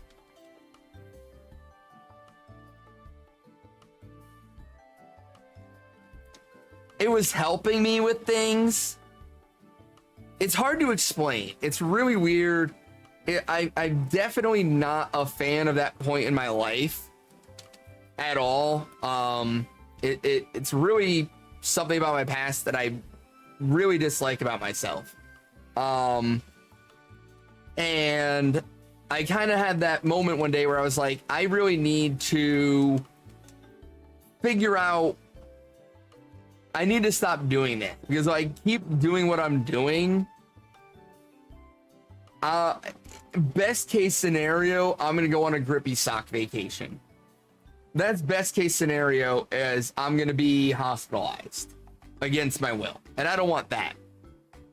And so, you know, in the service, everybody either dips or smokes. Like, everybody fucking dips or smokes. And so just one day I just bought a package of like the pouches and tried that.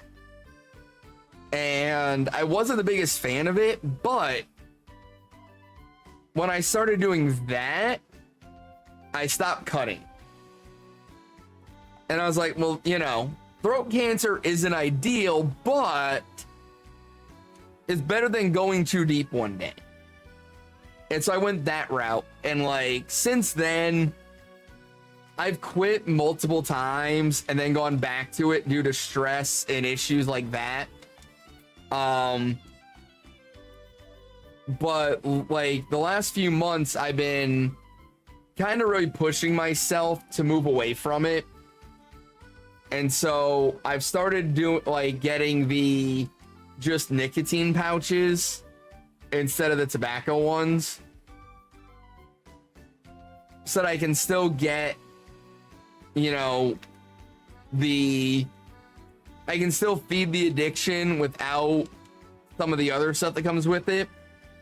And so I've been trying to transition off of one to the other, just so that it's a little bit better, and then I can try to transition away from that later on. But yeah, it's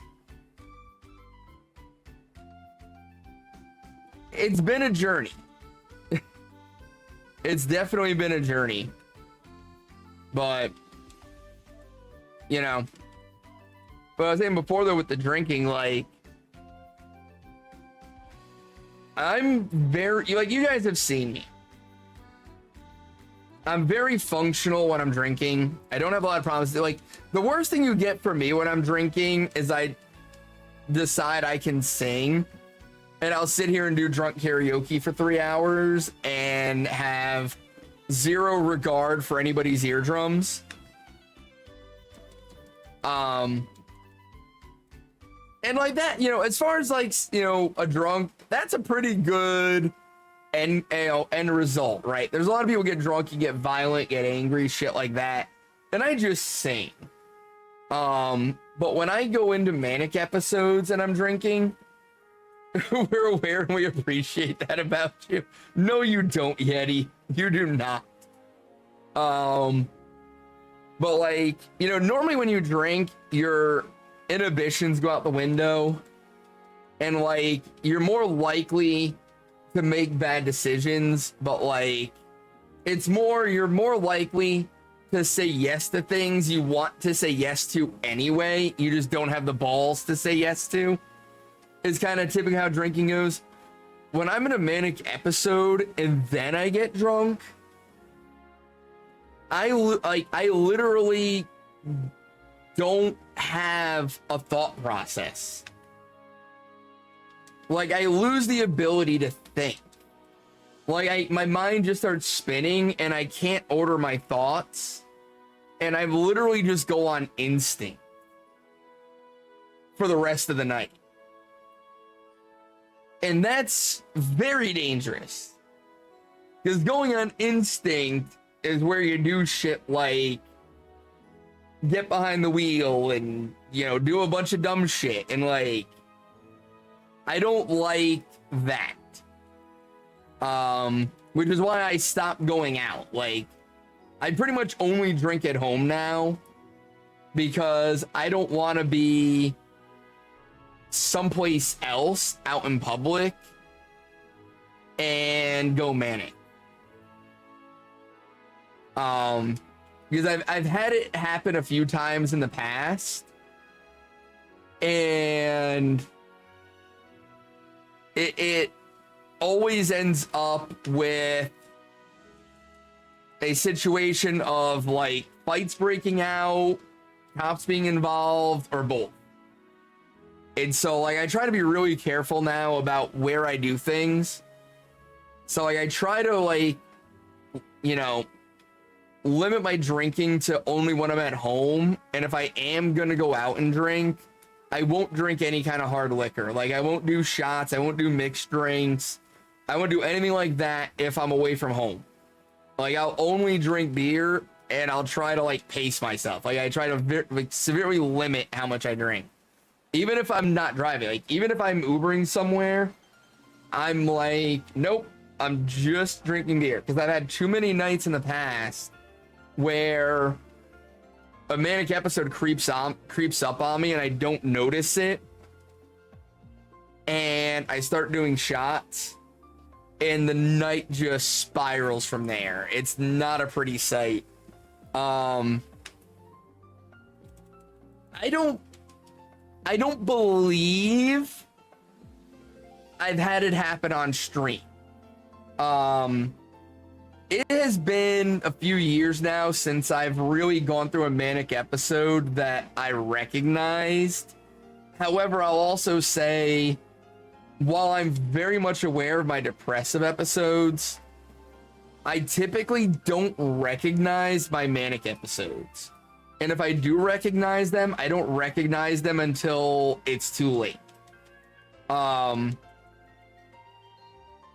so there is a very real chance that what you guys saw prior to my hiatus for those last couple of months was me on a manic episode. It was, if it was a very mild one compared to what I've experienced in the past. It would explain the long-term excessive drinking.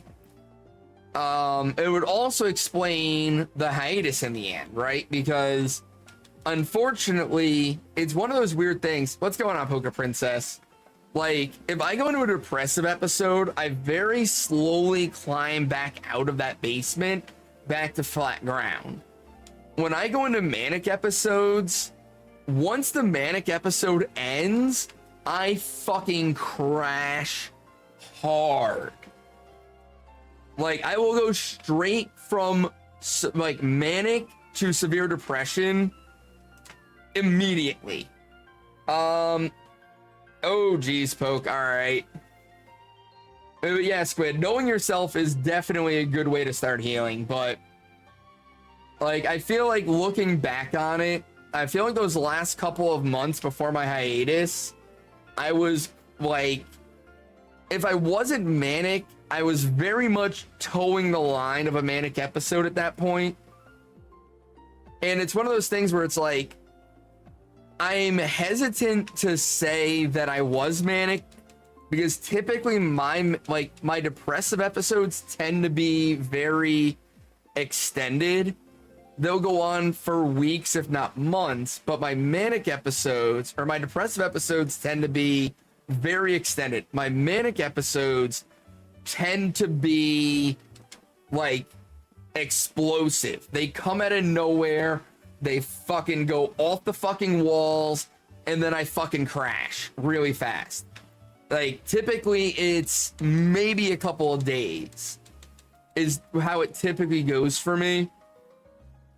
So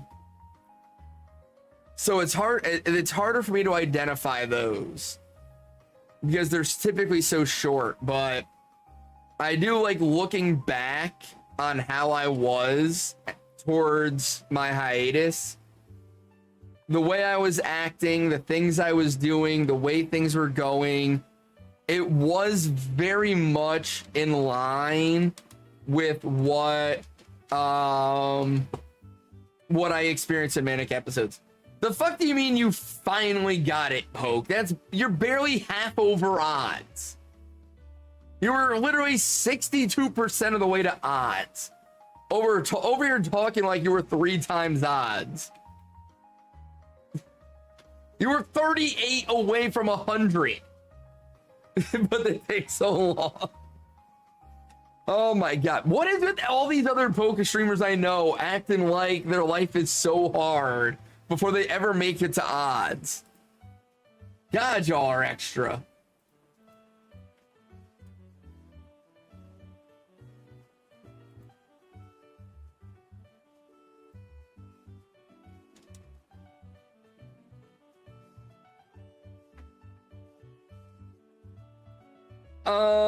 Poke, is that public knowledge?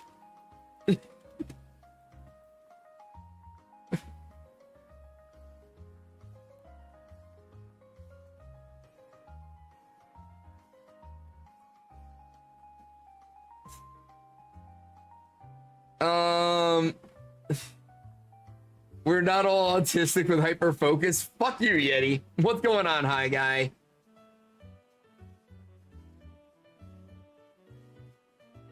Oh. Nope, it's public knowledge. Fuck!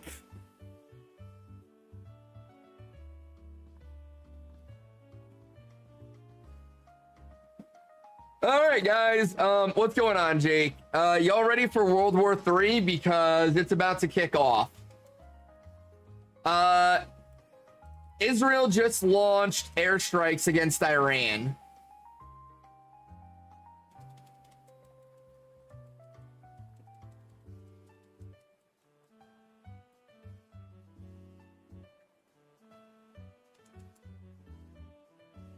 No, like they literally bombed Iran. It wasn't just a pissing match anymore. Israel literally bombed Iran.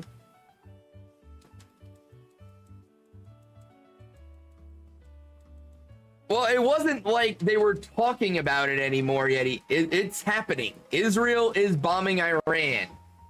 They just did it today.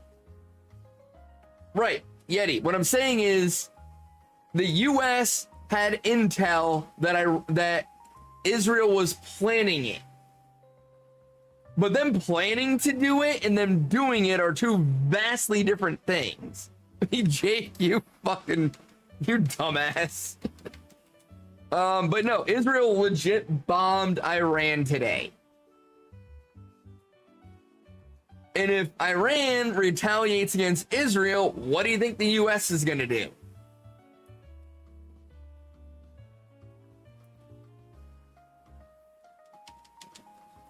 That's not the problem, Yeti. I mean, it's the problem, but it's not what I care about. About 100 countries have plans to bomb several others. No one cares about plans. They care about actions. Facts, Poke. That's my concern, Yeti. If Iran retaliates and bombs Israel, get ready for the drafty autistic fucks. I mean, Jake, fuck you, but you're not wrong. If Iran retaliates and bombs Israel, we are 100% going to retaliate against Israel. I'm a fat gay trans man. I'm not allowed in the military. Well, goddamn, Squid. I don't know. How do I get on your team?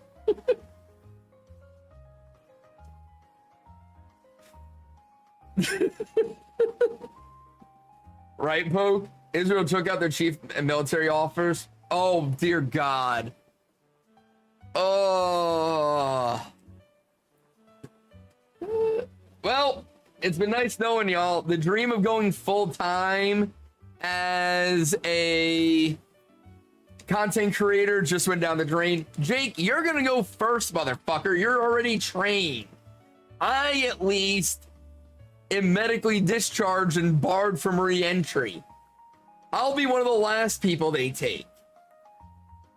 Just kiss Jake in public.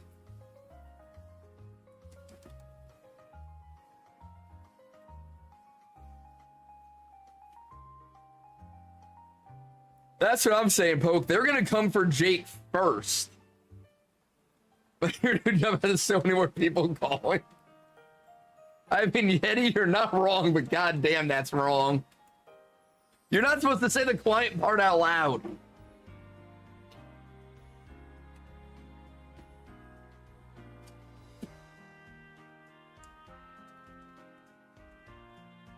Yeah, Jake, if you really think that matters, you're out of your fucking mind.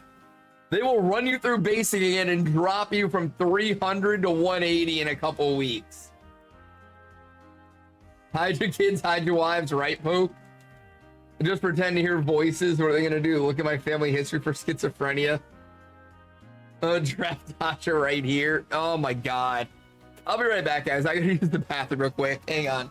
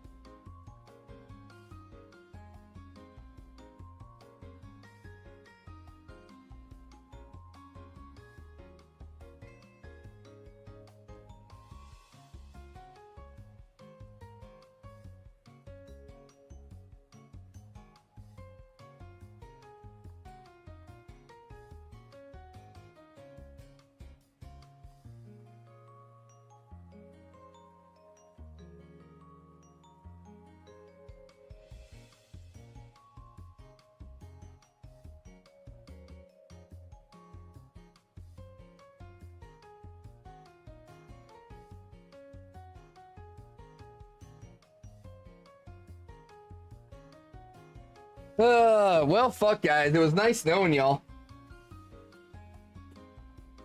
We're just taking a family day trip. What? Why did my mouth stay open? What the fuck is that? All right, what did I miss in chat? No one will have any. If you walk and hold a gun, you will go if they need you. Buckle up, bitches. I just started sleepwalking. Guess I'm out. I'll just wriggle my legs. Simple. Catch me cross that snowboarder to the Yeti. Do you really think you're gonna be safe in Canada?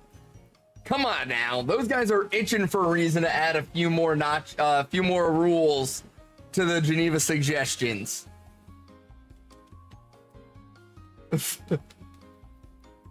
We can say I'm your child. I look 12. I just saw that Squids. Oh my god. I mean, so let's be real here, okay? From a historical perspective, right? Let's get rid of the fear mongering and the overreacting and everything else. Looking at it from a historical perspective,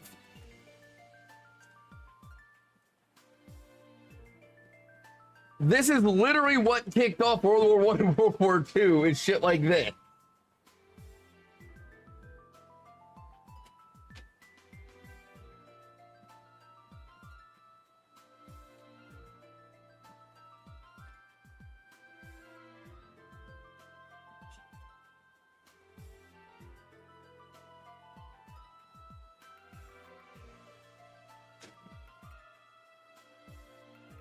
Why is my computer being a bitch? Come on, computer. Stop being a dumbass. Fuck me. Stop being stupid, computer. But yeah, like the shot heard around the world. Now it's missile. Well, so Squid, that's what I was expecting from what's going on in the US right now, was a shot heard around the world situation. That's what I was expecting at home. With all the shit going on in LA and whatnot, I was very much afraid of a shot heard around the world situation. Now the times change. When will be part of the draft? If one is created, there'll be a few meta issues that get rejected. So Poke, that's the thing, right? And people forget this. During peacetime, the standards to enter the military become crazy. Like, you've got to be perfect to get in. As soon as we hit legitimate wartime, those standards drop, and they drop fucking fast. It goes from we want the best of the best to we want bodies. That's what happens. So, you think it's a ploy? A ploy for what?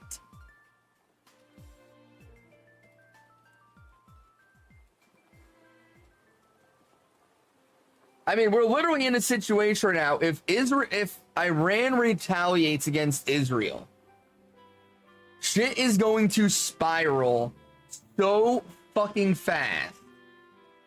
Right, Poke? I didn't even need to be a recruiter. I'm just a student of history. Well, so that's what was going on here, Yeti. The problem is it created a powder keg situation. Right? What's going on here was definitely a distraction and a ploy, but it was a very bad one that created a very, very dangerous and just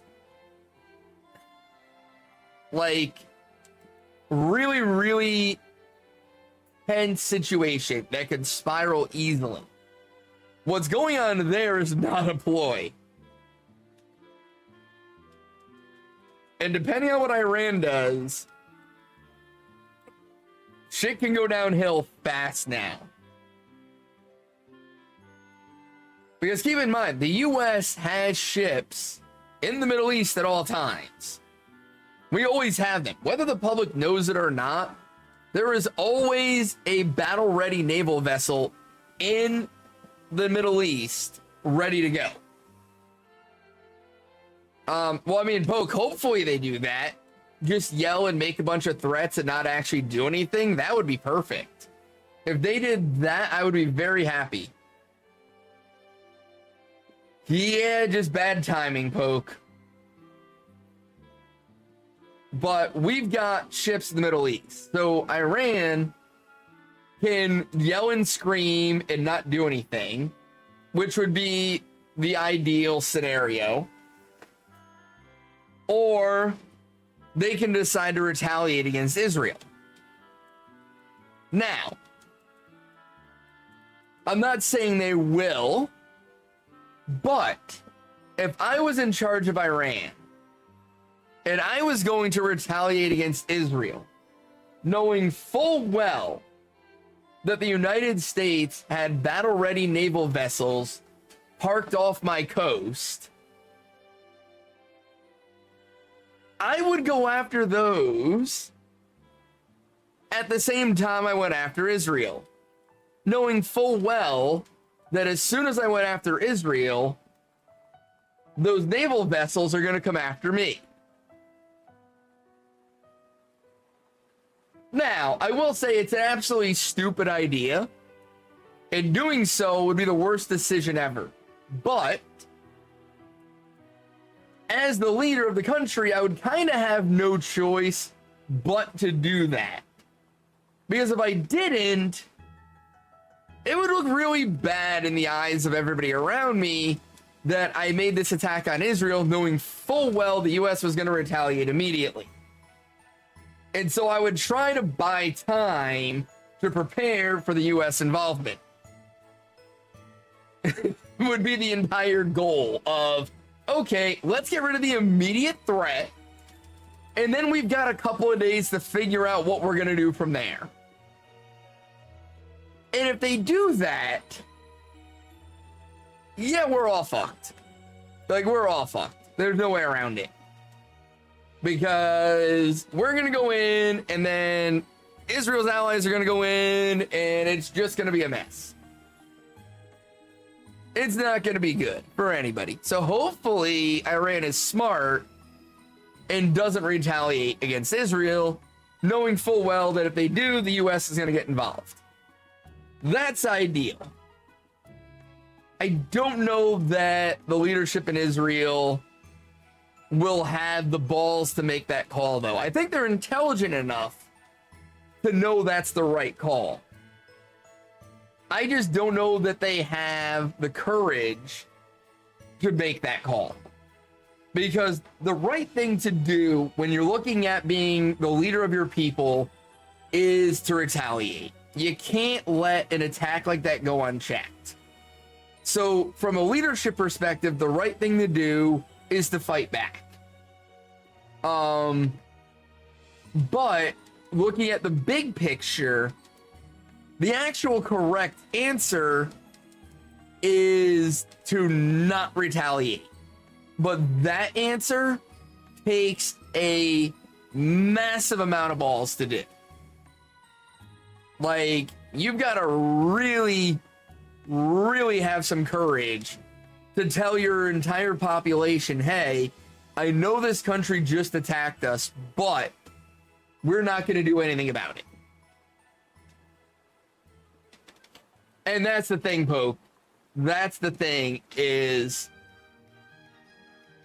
I don't know that the leadership there can override their pride and not retaliate. I don't know that they can do that.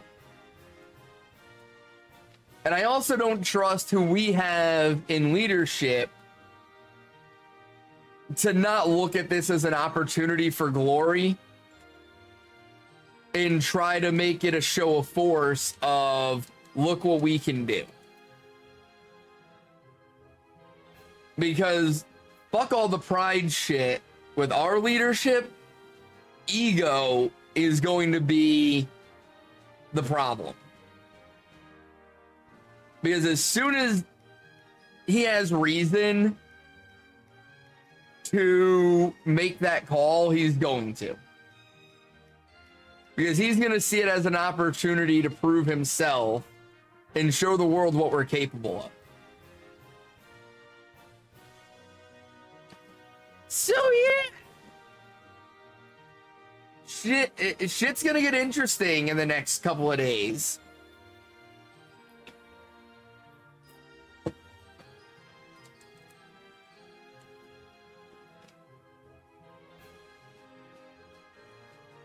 It'll be really interesting to see, though, if it ends up being a presidential Marine deployment or if Congress actually authorizes military force. The huge naval carrier coming through the Strait of Hormuz start gunning for us with speedboats, making sure we saw their automatic rifles and bombs on board. They're a little radical. Yeah. And that's going to be the other thing. Like, fuck the actual Iranian leadership and military. Like, forget all that, right? Obviously, that's going to be an issue. We know that. But there's also going to be a lot of Islamic radicals that are going to use this as a call to arms. All we're doing is traversing. We're not threats to them at all, yet here they were, right? And that's going to be the problem, is there's going to be a lot of groups that are independent of the Iranian government and military, even if they're financially backed by the Iranian government. But there's going to be a lot of independent groups that, without orders, decide to take action. And that's going to make things really dangerous. This is sketchy as hell. Jake, you fucking asshole, dude.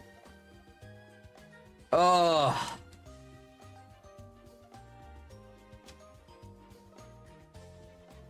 God damn it. I need to get in on one of Jair's fucking Lethal Company fucking things.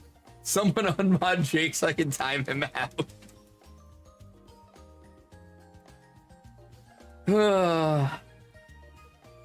There's every millennial in chat is like, hey, this ain't shit.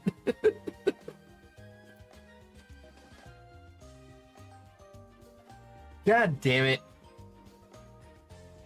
Jared plays other games as real friends. You know what, Jake? I'm noticing that. He's always down for shenanigans and doing Pokemon with just me and you. But outside of Pokemon with me and you, we never get the invite. You notice that? We never even get a, hey, would you be interested in this game?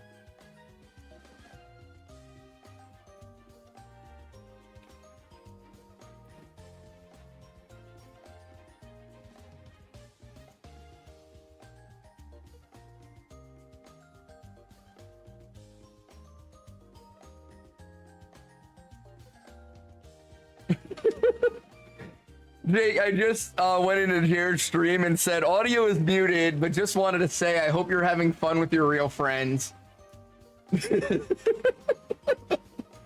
He got in one of his Lethal Companies a long time ago because one of his other friends backed out. Well, look at you, Jake, moving up to the big leagues.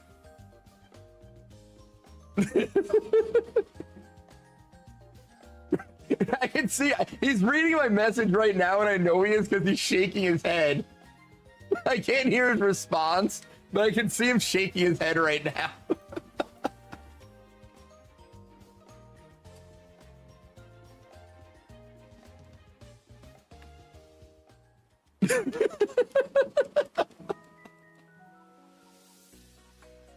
Tomorrow night's gonna be fun. I know he's gonna have something to say. I got invited. Shut up. I got invited, but I'm so excited for tomorrow.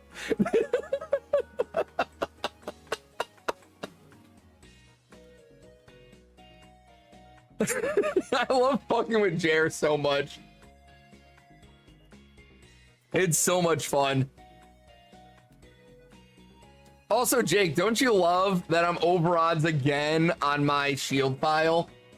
The Shelmet hunt is on the same file that I just finished Doughblade on. I've now done 9,400 encounters to get one shiny.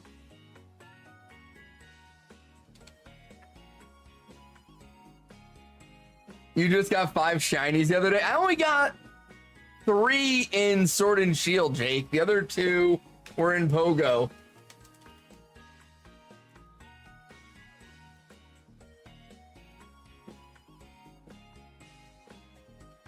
When are we getting a girl shenanigans night? Just Book, Cub, and Shy getting drunk and hunting shiny.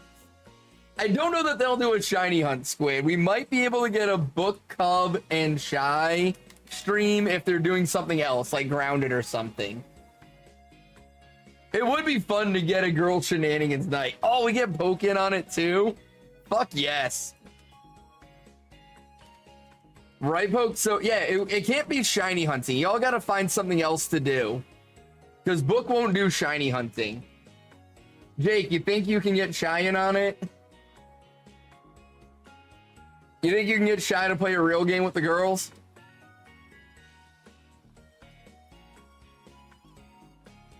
We don't have a Switch 2, Poke.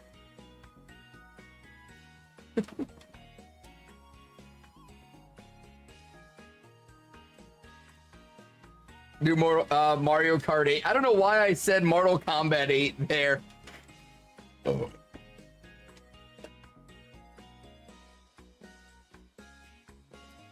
Actually, so Poke, you know what I think would be fun for you guys? Would be a game like Raft or Grounded. Something like a survival game.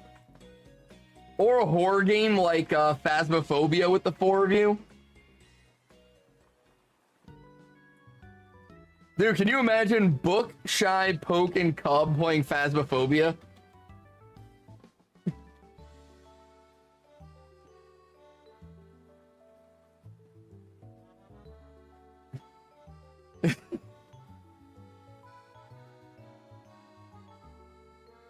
See, Poke, neither does Book. That's what I'm saying, like a survival or horror game would be better. Put them on Rainbow Six. Minecraft, but you've installed horror mods without telling them.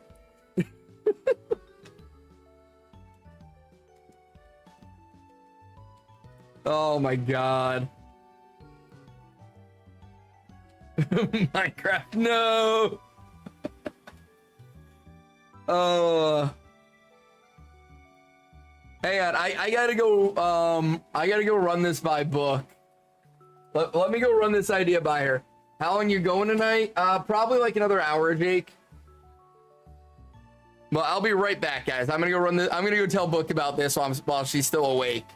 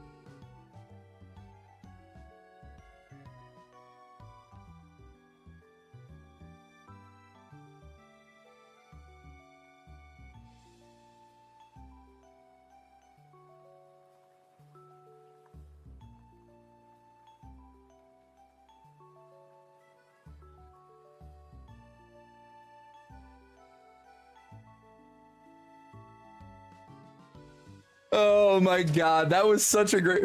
Book was like, I don't know. You're like, I mean, I like Shy, but I don't know the others. I was like, all right, I'll have to work on you.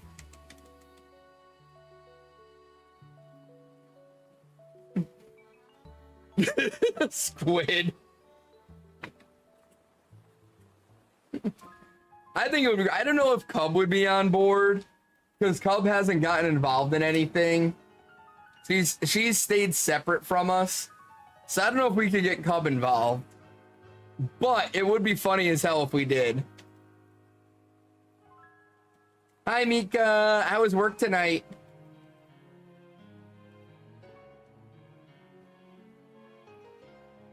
It would be really funny if we managed to fucking pull that off, though, and got the girls to do a shenanigans night. That would be great. God damn it. Why do I keep doing that? It was a chill night. Very nice. Very nice.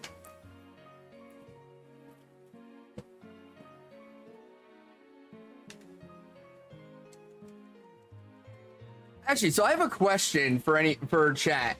If any of you know the answer to this.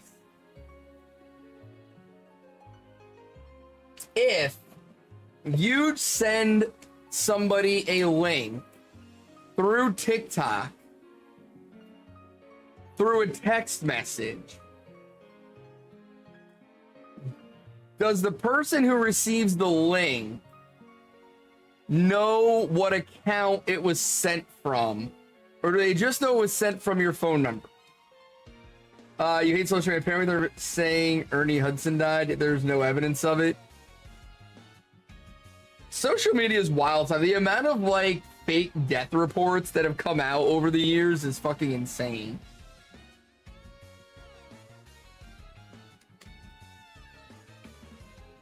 Yeti, please tell me psych. Please say psych. Please fucking say psych.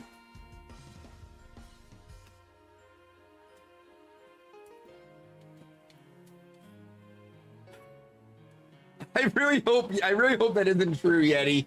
I really hope that isn't true.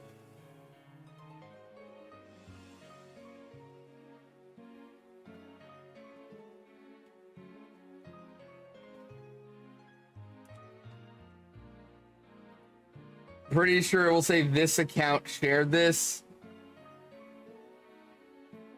Hopefully that part was ignored and not noticed then.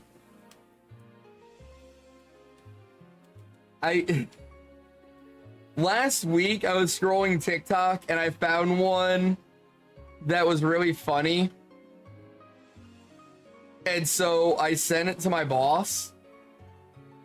And then I got a notification on my TikTok that he looked at the TikTok I sent him. And I was like, why am I getting a notification that he looked at it?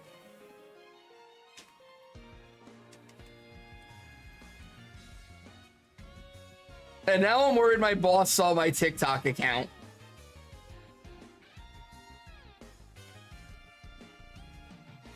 He hasn't said anything to me, but he's gonna be in town in 2 weeks for the project kickoff. And I really don't want to have that moment where my boss calls me Arthur.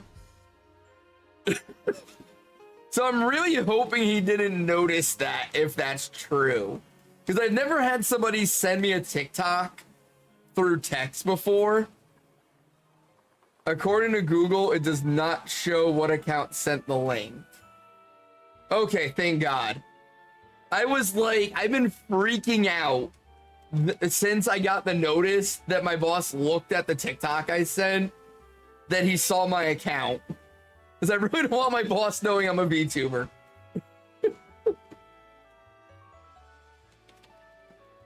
Because he's like 2 hours behind me because he lives out in like Kansas City.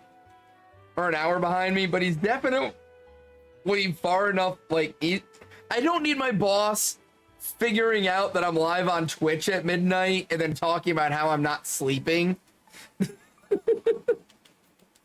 I really don't need him knowing all that. So I'm really hoping he didn't see my account.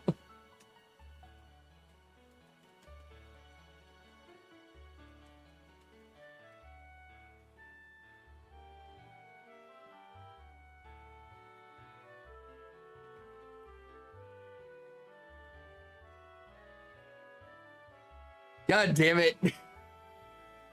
That's gonna be an awkward conversation. Squid, I hope you're right and not Yeti. I really hope you're the one that's right.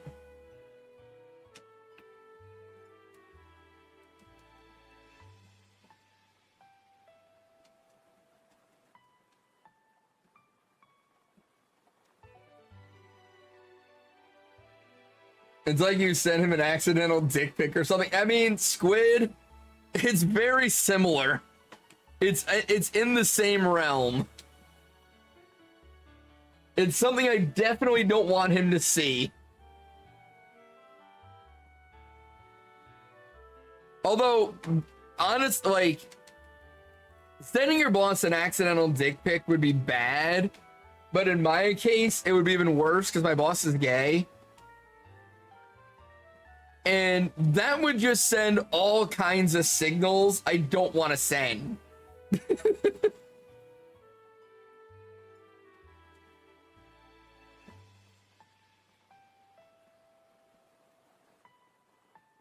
Sending him a VTuber, TikTok, or sexual harassment charge. I would rather the sexual harassment than the VTuber, Yeti. 100%. I'd be more offended if he wasn't into it. You know what, Jake? Honestly, I would be a little more offended at that point. Your grandma's sister follows you on Insta and she's been liking all your old posts and you're horrified. Oh my god, Squid. Dude, that's like, oh, I would not want like family to know about this at all. Like, it's bad enough that Book and my kids know about it. I don't need anybody else seeing it.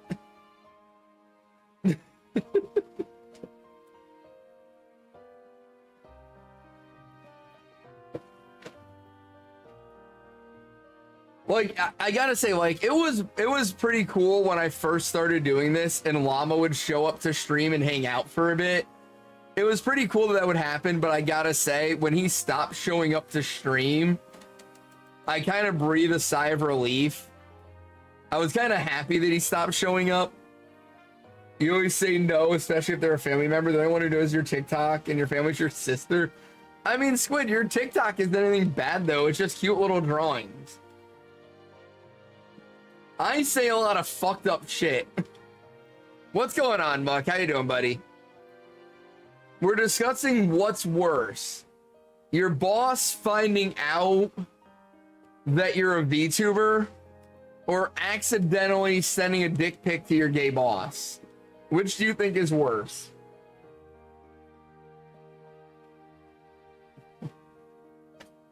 Doing good other than the fact I may have docked myself to my boss. You think the second one's worse? For sure? I kind of feel like the first one's worse.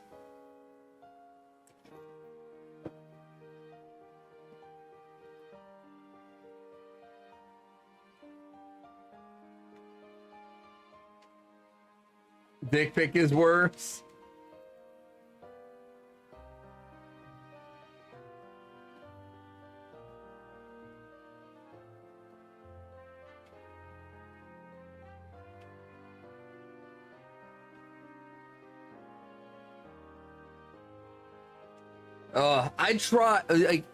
I tried so hard to keep my private number secret.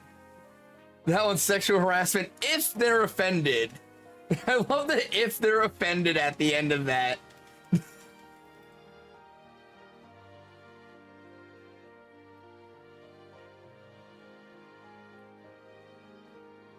But see, for like, I feel like the dick pic is easier to explain. Like, I meant to send that to somebody else, and I fat fingered it. You know what I mean? It's easy to explain that away, but trying to explain being a VTuber is so much harder to explain. If they're not offended, now you have a whole different set of problems. But I have to explain. I mean, the thing is, that kind of shady ass lifestyle is a lot easier to explain. What do you do in your spare time? Oh, I sit in my desk for hours pretending to be a barkeep in an old medieval style tavern, talking to strangers I met online. Exactly. Like, now I got to explain fucking what a VTuber is and the whole VTuber culture thing and how no, me being live on Twitch until midnight is not the reason why I'm not getting sleep and having issues at work. That's not the problem. I would be having the issues even if I wasn't streaming. It really isn't a problem. It's just a whole fucking thing. And then he watches my clips and he hears me saying weird shit while shiny hunting Pokemon, and I do not need to have that conversation with my boss.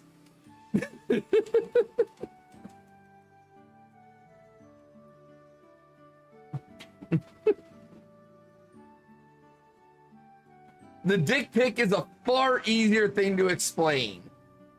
I was drunk. I meant to send it to my wife. I fat fingered and didn't realize who I was sending it to. I'm so sorry. You can explain that.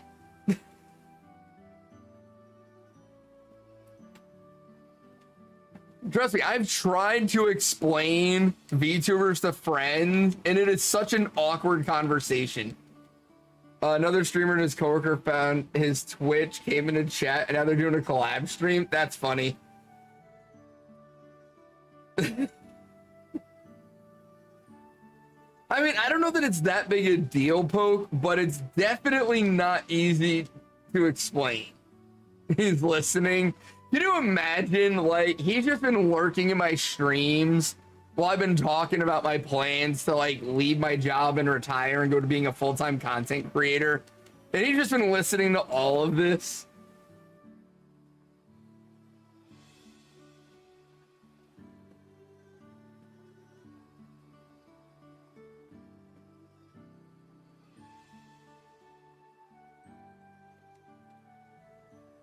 You don't need to. Why do you need to explain it? What if your boss doesn't care any less about you doing your spare time? And that's fine. If he doesn't care, he doesn't care, right? But what I don't want is when he's in town in 2 weeks, for us to be sitting there eating lunch and to be like, so Arthur, how's Twitch going? I don't want to have that conversation. Hi, Arthur's boss. We're known here as Arthur's children. I pinky promise that Arthur isn't dealing with illicit substance. Squiddy, you just made that sound so guilty. Nobody talked about illicit substances. You just literally made me sound like a drug dealer now. Why did you put that in the end? You just say it's going well. Thanks for asking. Move on, Lord German. Yes, I'm overthinking it, Poke. Have you fucking met me? Hi, Mr. Boss. I'm appreciate you keeping him paid. Because you don't, why wouldn't I share that information? Squid, when you volunteer information like that, it just makes it sound like I'm guilty of it. It doesn't make me sound innocent of it. Poke, I overthink fucking everything, okay? Only guilty if you want to be. Like, it's okay. So I was talking about it earlier. We got PDQ for dinner, and I got grilled chicken tendies. And when we got home, I cut the first one in half, and it was medium rare. And I was like, well, good thing I checked. And I went and put them in the microwave. And Book was like, what are you doing? And I showed her the chicken tender. And she goes, is that raw? I'm like, basically. And she was like, well, you need to complain. And I literally refused to complain about the chicken tenders being raw because that would have required me having human interaction. And I was like, no, it's fine. I'll just microwave them. I don't need to complain about this. Because I was too awkward to fucking notify PDQ that they gave me raw food. If I can't have that conversation, do you really fucking think I can have a conversation with my boss about my Twitch account?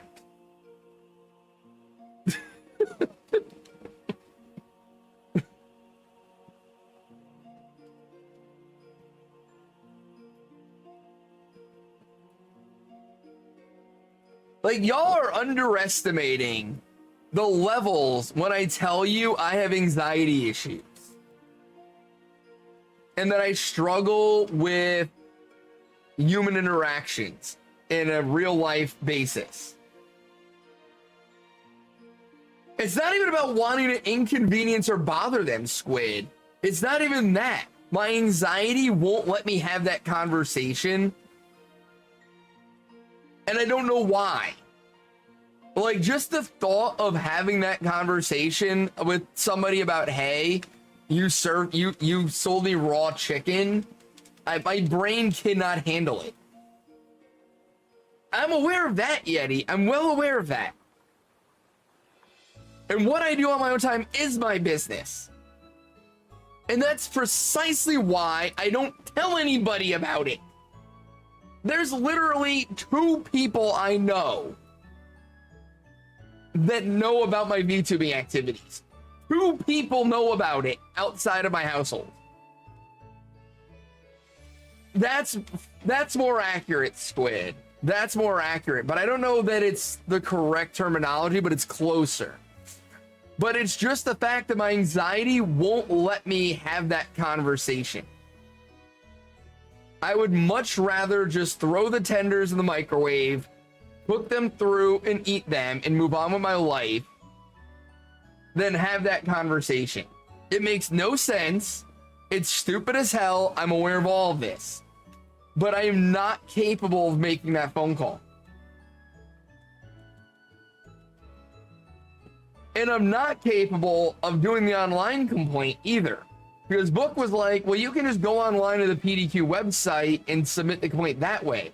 But the problem is, I did that before, where me and Book went out someplace and we both had chicken wings and we both got sick. And I did the online report. And within an hour of doing the online report, the store fucking called me up to talk to me about it. And I was like, nope. I can't do this. I can't do this. And now because of that, I can't even submit the online report because I'm too afraid of getting a phone call back and having to discuss it.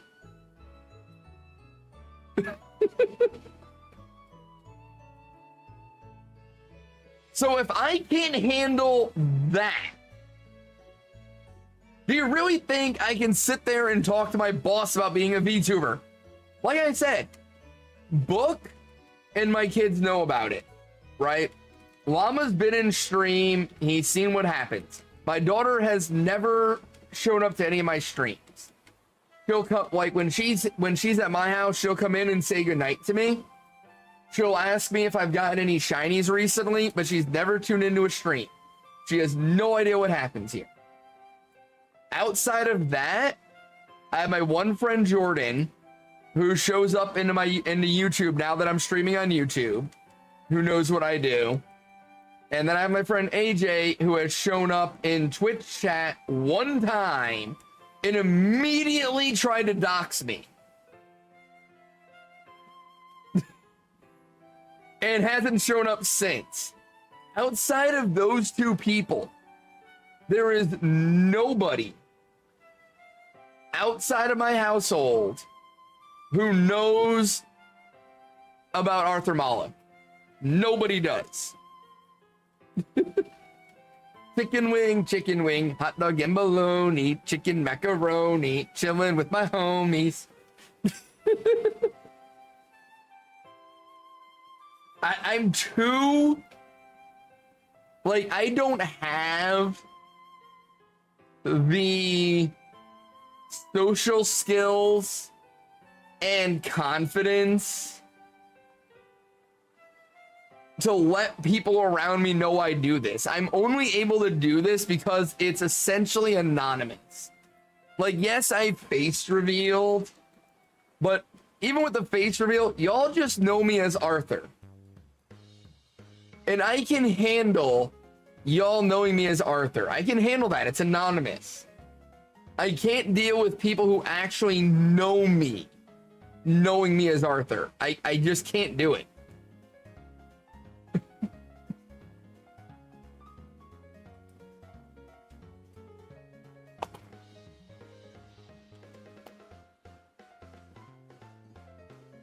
I don't know. I'm a fucked up person. Back to the earlier conversation. I'm a very fucked up person, and I wish I wasn't. I wish I was normal. Now, if I was normal, I definitely would not be a VTuber, and that would be sad. I enjoy being a VTuber, but I wish I was neurotypical at times because life would be so much easier. On the same, I don't want my grandma to be like, "Hi, Squiddy," right? No, Arthur is a separate thing. There's Arthur, and then there's real life. They do not need to merge ever for any reason. That's what happens at work happens at work. What happens in the garage stays in the garage. Honestly, Poke, it would be boring, but after 40 fucking years of dealing with this shit, I'm willing to accept boredom at this point. I just want to survive. I don't give a fuck about anything else at this point in my life. I just want to live comfortably. That's it. I just want to be left alone to eat food and drink beer. That's all I want. I try to explain why people know me as Squid Online, and your sweet grandmother was so confused. Oh, poor Squiddies. Chaos only. Fuck that. I thrive on the chaos. I live for the chaos right now. It is my entire personality online. But if I could wake up tomorrow and just be your typical wage slave, I would be so content in life. Just let me be oblivious to everything. Let me just go in, do my work, get my paycheck, and do the normal fucking societal neurotypical things. For the love of God, give me that for the second third of, or the final third of my life. Give me that for the next 20 years, and I can be content. Because that's all I want right now is to be content.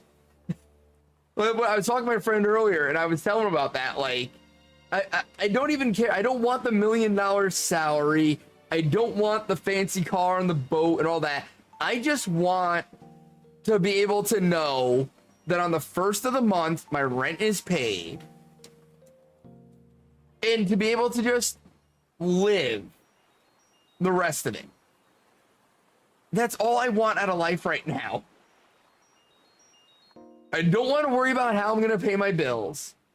I don't want to worry about whether or not my lease is going to be renewed on my rent. I just want to live. That's it. I don't want anything else. If I could do a homestead and move out into the country and just grow some crops, shoot some fucking game, and just be on my own, oh my God. Fucking please. Let me do that.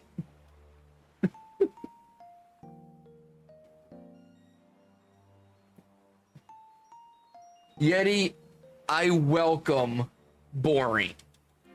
I'm tired. I am so tired. I long for boredom.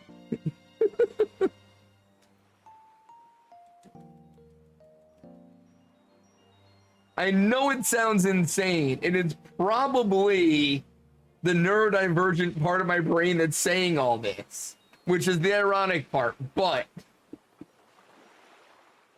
I long for boredom.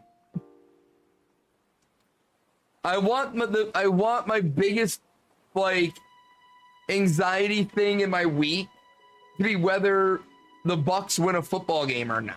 I want that to be the extent of my anxiety. I long for the mines, but we don't always get what we want. The kids must dig.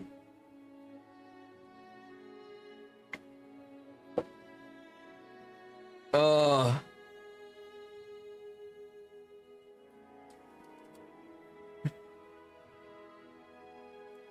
I can say, guys, I've been dealing with this neurodivergent bullshit for so long. And at the end of the day, I'm more tired than a big dick bat of the whole situation. All those things could be your mindset. You just let yourself be overburdened. Yes, they are, Squids.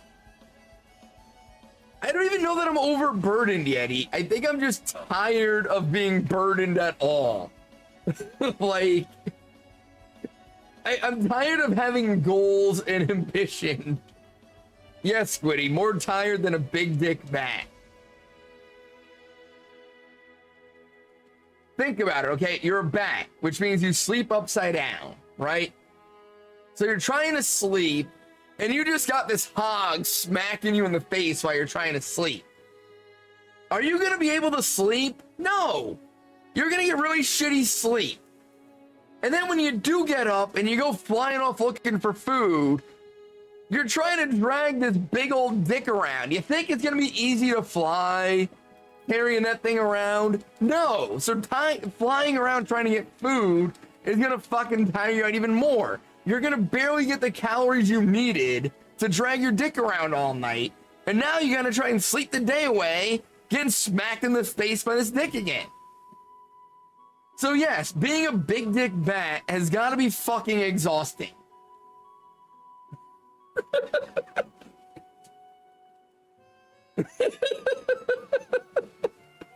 It makes sense though, doesn't it?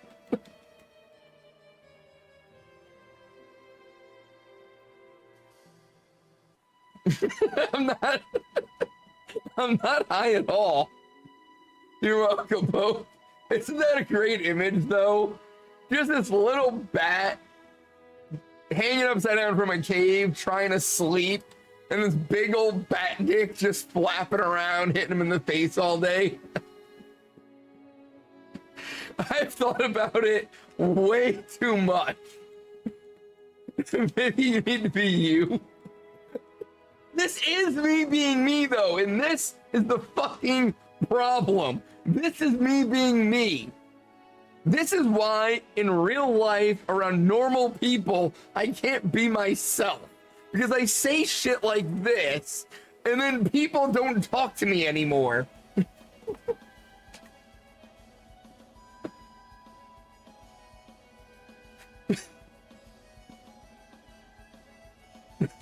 Book hit him.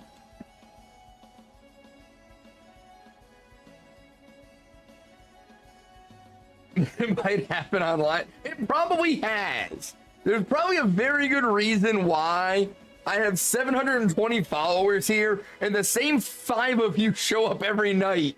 That is 720. There's probably a fucking reason for it.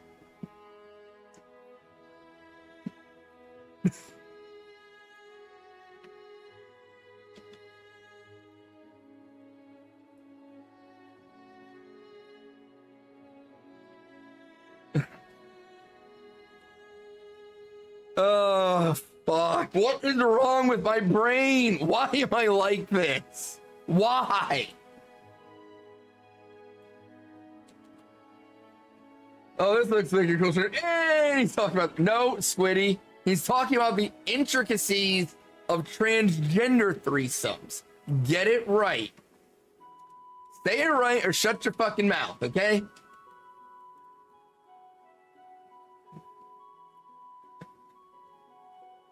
And yes, for anyone that doesn't know, that is a conversation that happened once for like an hour.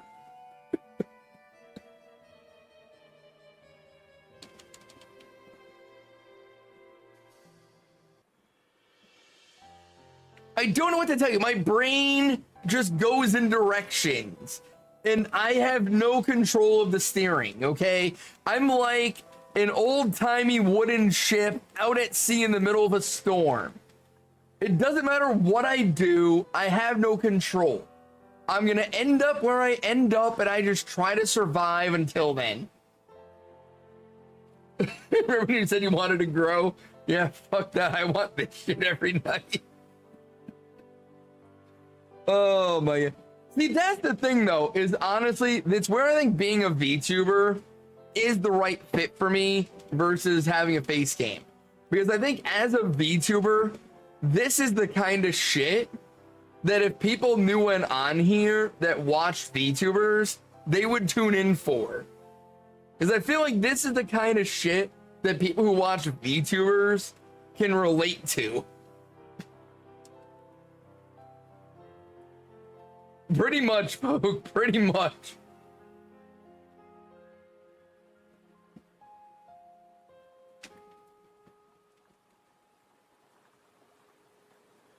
Only Gooners watch that kind of VTuber content and you aren't the right. No. Yeti, the Gooners watch the big titty female VTubers with the overabundance of jiggle physics. That's who the Gooners watch. I'm not Gooner content. I'm well aware of that. Gooners aren't going to watch me. I'm not looking for the Gooners. I'm looking for the people who hear me say shit like, I'm more tired than a big dick bat, and go, you know what? He makes a lot of sense. That's the audience I'm trying to build.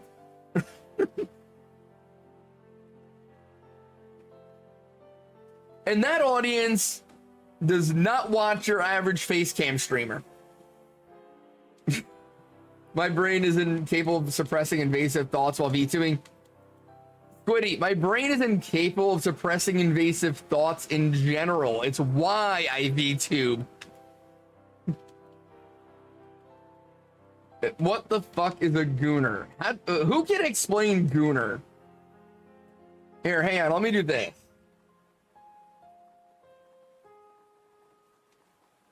Okay. According to Urban Dictionary, a Gooner is one who is completely and miserably addicted to porn, but embraces and loves it. That is the Urban Dictionary definition. So essentially, your average male VTuber enjoyer. The kind of guy who can't get a date, is definitely an incel, and just sits there jerking off to anime titties all day. That's a Gooner.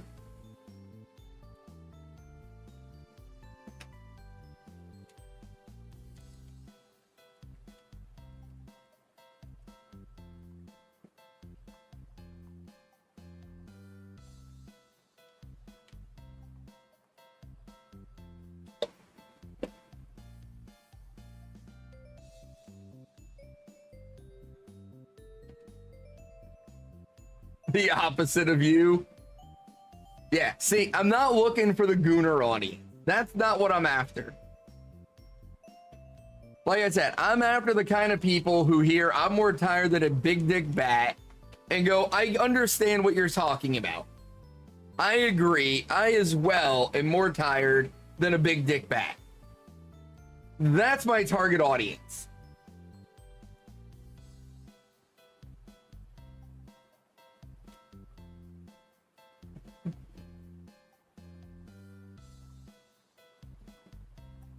Anybody who happens to be watching the YouTube stream, I really hope you're enjoying the content tonight. If you are, be sure to drop a like on the stream and subscribe to come back for more nonsense tomorrow night.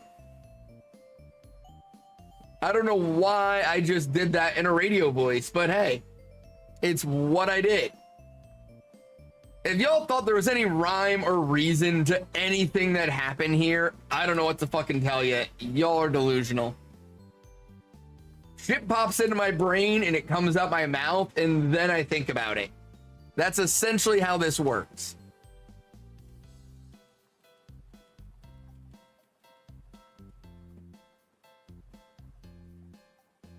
Like, I'm sure I heard stuff before. Like, I'm sure I heard somebody somewhere talk about a big dick bat and it stuck in my brain and then I just forgot where I heard it. That's probably what happened. Because it happens a lot with me. I just hear and see shit and it sticks in my brain.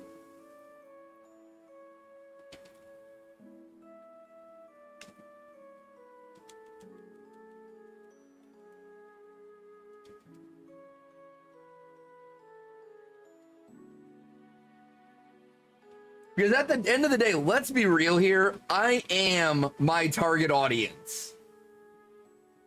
I am the kind of person that would hear I'm more tired than a big dick bat and be like, yeah, I'm with you. I as well am more tired than a big dick bat. How many times on this stream do you think I can say the phrase, I'm more tired than a big dick bat? How many times can I actually get away with saying that?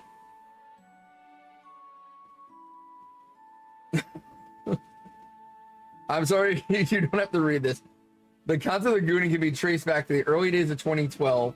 A post was made on Urban Dictionary about the idea of gooning. Gooning, by its definition, is a state usually achieved through a prolonged edging session where a man is essentially brought to the edge over and over again for pleasure. A gooner, as per Arthur's definition reading, is a person who presumably participates in the concept of gooning and is addicted to porn. Let's don't find out. Oh my god.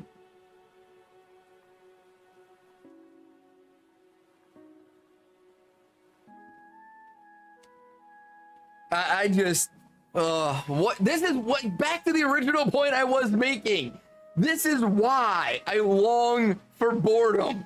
This is why I just want to be normal for a fucking day. Can I just go a day without saying some wild ass shit? I just wrote a college application essay. Squid, please, for the love of God, don't write a college application essay about gooning.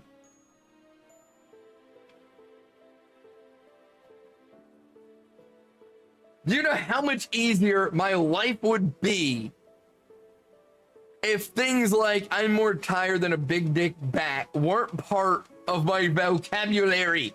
Do you understand this now? Do you get my point? Please give me boredom.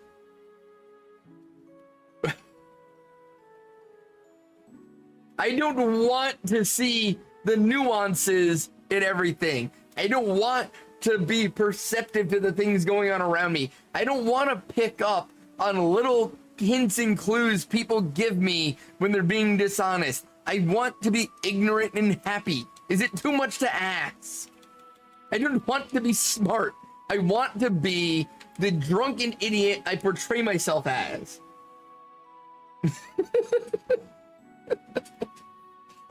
Poke, that is the correct answer.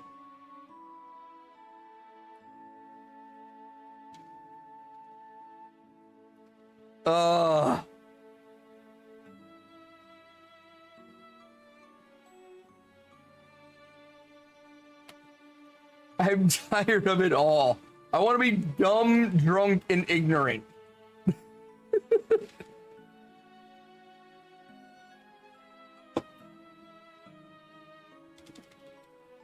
Though I will say, I talk all the time about how, like, I don't get how shit happens to me and how I have all these wild stories. But at the end of the day, it also makes perfect sense why I have all these wild ass stories. Because on the rare occasion I do go out and do things, I'm just the kind of person that attracts insanity to me. Just the way I am, the way I carry myself, the things I do, I just attract all the crazy around me to me like a giant fucking neurodivergent magnet that just brings all the weird shit my way.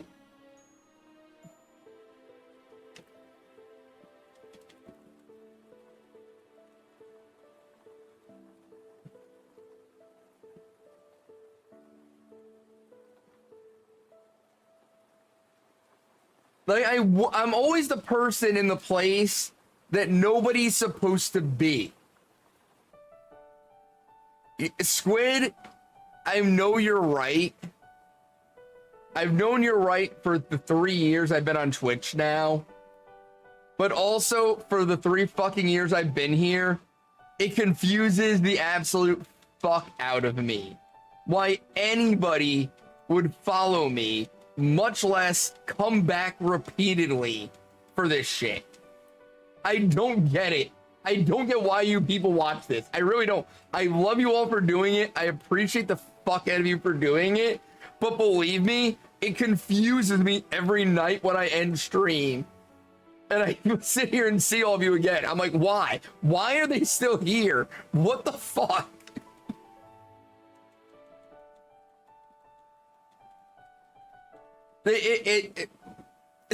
Again, I appreciate all of you, and please keep coming back. I need y'all in my life because it keeps me even the slightest bit sane still.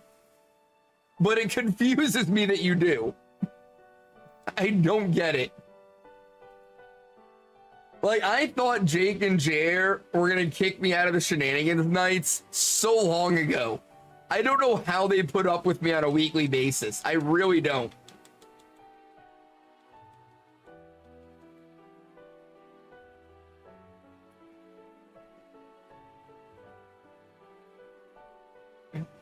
Fuck you, Jake. Small doses. Well, yeah, Yeti, for you it's small doses, but like Squid, Poke, Dragon, Michelle, like all these people who are here, like consistently for like the whole stream. Mika, like, why is Mika here? Like that, Mika, I swear to God, you confuse me more than anybody. The amount of times I've sat here and just like had the thought, like, why does Mika watch me? Again, I appreciate the fuck out of you for doing it, but I don't get it.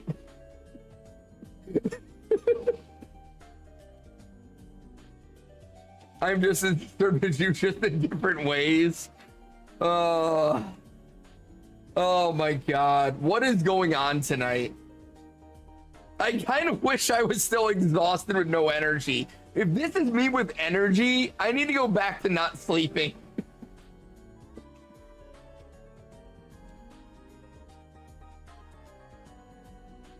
Oh, fuck me.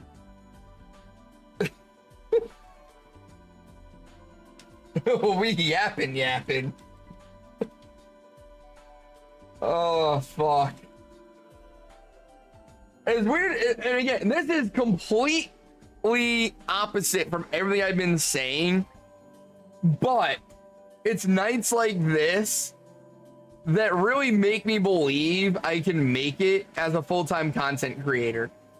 As weird as that is, because like, while as the creator, I have the thought of like, why the fuck are you people watching this? As me, the person, I am also fully aware that if I wasn't streaming, I would definitely be watching somebody like me. And it's that dichotomy that goes back to why I can't call the restaurant and tell them they serve me raw chicken. Like, I understand it from the opposite point of view, but I can't understand it from my own.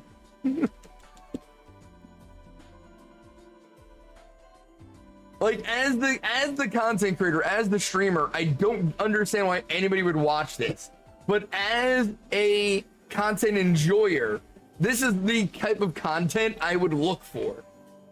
And I can't bring those two worlds together and just be confident.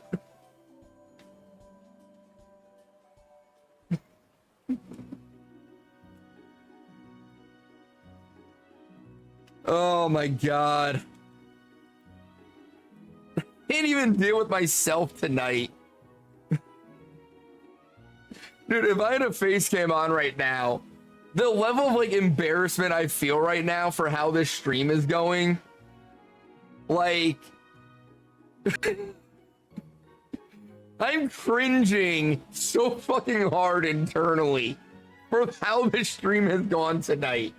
Like, I'm literally just sitting here like, oh my God, Arthur, shut the fuck up. What are you doing? Stop. Move on to a different topic. Like, internally, I am screaming at myself.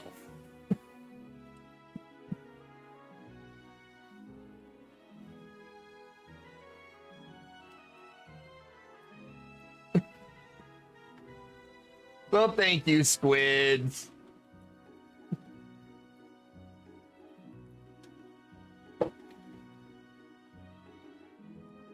I don't know what to tell you, Yeti. I can't deal with it. I can't. I don't know what to tell you. I wish I could. Oh. Oh my God.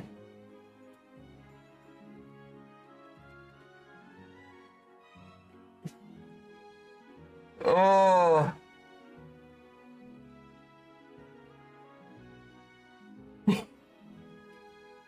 Okay, I'm trying to like take a breath right now and just he's doing that Jer thing. This is not even that Jer thing. It's close. It's close, but it's not quite the Jer thing. You built a community of lovable weirdos who feel safe because of Papa Weirdo. And again, like, I understand that, but I don't. And that's the thing, is I've got the two halves of my brain are screaming at each other right now. And they just won't come together and just link up for the greater good.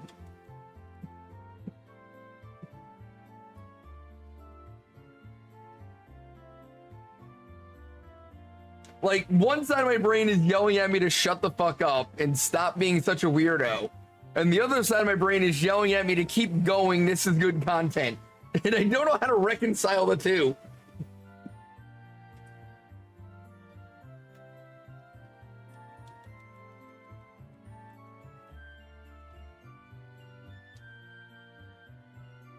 Oh, fuck. What time is it? Fuck, it's almost 11:30 and I don't have a shiny yet.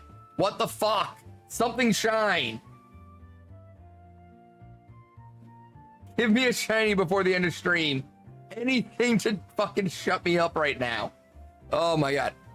I need to just go back to like playing real games where I can't just yap the whole time, where I have shit to pay attention to. Or if I just yap nonstop for 3 fucking hours now. Fuck you, Squid. I've just been yapping for 3 fucking hours. How? How is that a thing? How am I doing that?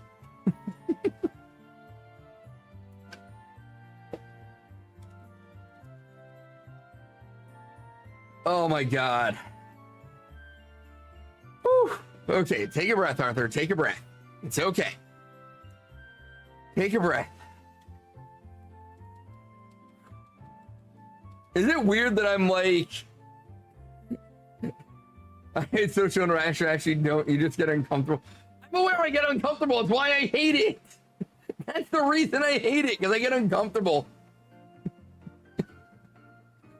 I literally long for my CPAP machine right now. I just want my oxygen mask on and just sit here and breathe.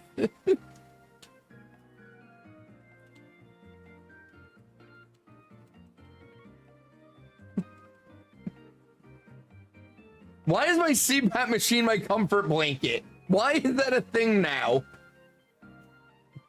Sorry, autistic shit. You're here, enjoy the human interaction. Oh my God, that was a hell of a way to word that, Yeti. That was a hell of a way to word that.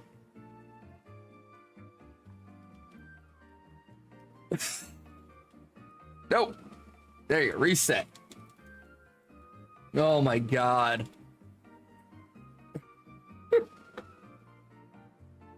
Holy shit. Oh, I will say, this has been like the most fun I've had on stream solo in a long time.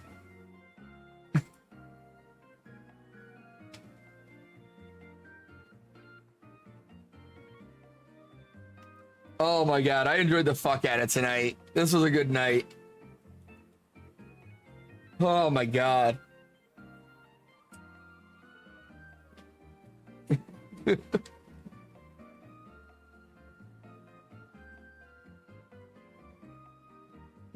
Fuck you, Carablast. That's another shiny I still need, by the way. Tonight was something, all right. I don't know what the fuck it was, but it was something. Holy shit. What is wrong with me?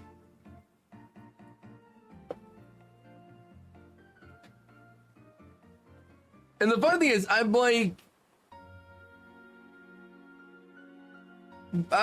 basically sober tonight. Like, I really didn't drink a lot tonight. I actually meant to drink way more than I did.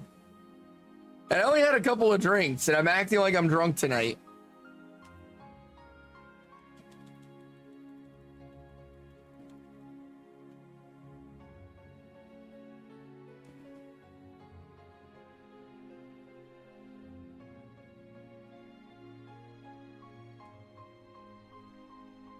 Holy shit. Well, I hope you guys enjoyed the fucking nonsense tonight, because it was definitely nonsense the entire way through. Except for that, like, 20 minutes where we got serious.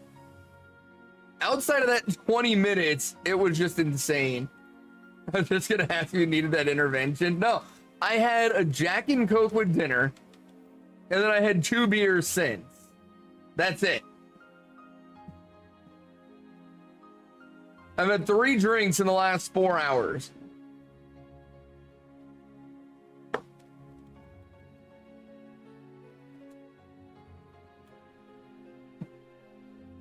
And Squid, you should know by now. I'm clearly, for, you know, all intents and purposes sober, because I'm not singing. If I was drunk, I would have closed down the YouTube stream by now and started doing karaoke. We're all aware of this. We all know this.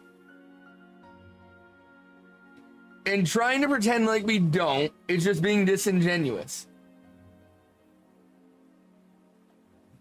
I just actually kind of got restful sleep last night.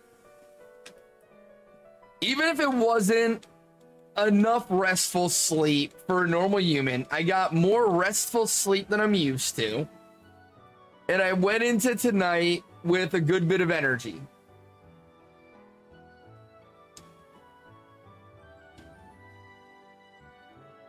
And I expended fucking all of it yapping like an absolute fucking idiot. Oh my God.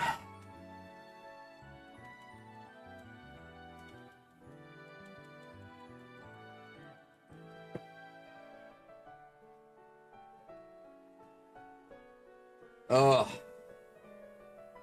I'm starting to come down a little bit now. The energy's dissipating. But I kind of want to go on a little bit longer with stream.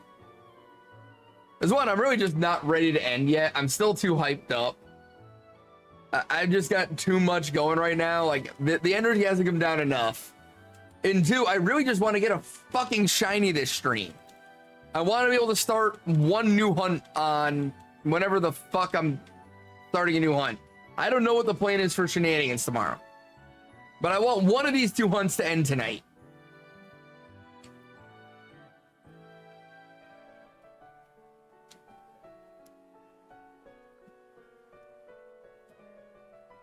So I'll probably go a little bit later than usual. I don't know how much later, but I'll go a little bit later in the hopes of getting one of these 2 fuckers to shine.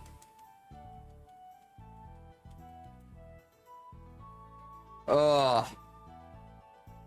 Yeah, that just reminded, there was one night, like way back when, like, we're definitely not here until 1, like 12:30 at the latest.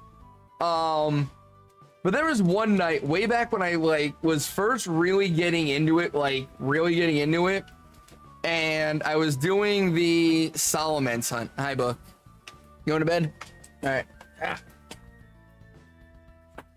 Good night. But I was doing the Solomon's hunt, and Michelle showed up, and Michelle had been MIA for like a couple of months. Oh, thank you for the hydrate, Muck. I think I have some water here. Hang on. Let me find my water. Good, there's my water. Oh, now let's get a good stretch in, guys. Let's get a good stretch.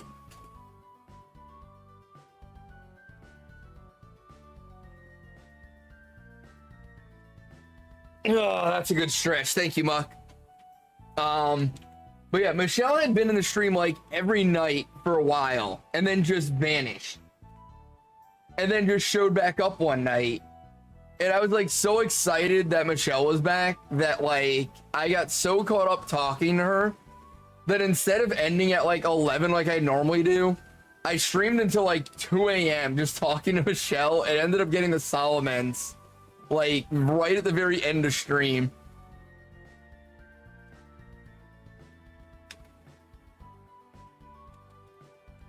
Like it was like I literally did like 2 streams in one night. I went so long and ended up getting the shiny at the very end of it. And it was literally just me and Michelle by that point. Like everybody else had left. It was just me and her. Weird time, but I lurked for a while. I want to go talk to your grandma for a bit and wind down. All good, Squids. All good, buddy.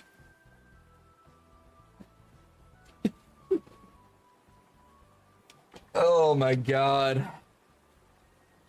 It definitely isn't going to be like a couple weeks ago on Friday night where Jake and Jer left and I just did drunk karaoke until 3 in the morning. It's not going to be one of those nights because I have work tomorrow. So I do actually need to wind down at some point and try to get some sleep. If it was a Friday night, honestly, at this point, the way the stream has gone, I would probably crack open my pancakes and bacon whiskey, do a couple shots, and start doing karaoke at this point in the night because, like, fuck it. It's been such a wild night anyway. Might as well make it weirder.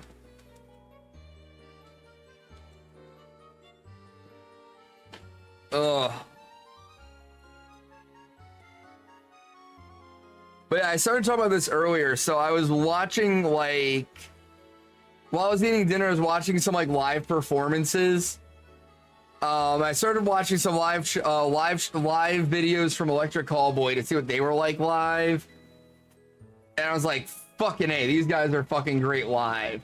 Like, I definitely need to get like a bowl cut wig and like the outfit from the We Got the Moves video and go to a concert and just sit in the audience doing the head bob all night. And then I was like, oh, I wonder if Baby Metal is doing Song 3 live. Their new one with Slaughtered Prevail. I was like, I wonder if they're doing that at live shows yet. And so I looked it up on YouTube, and there were a couple of videos from them doing Song 3 live. And it was such a good fucking performance.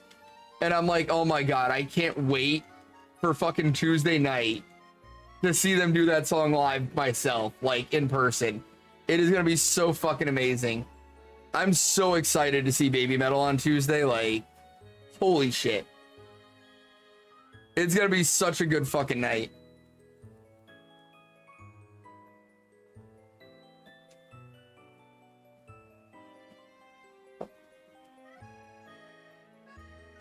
It's gonna be like, I haven't had a week like this. There was a couple, I'm trying to remember when it was.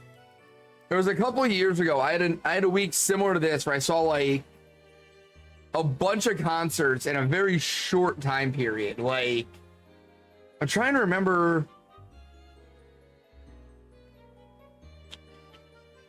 Fuck, I'm trying to remember how it went. I think I saw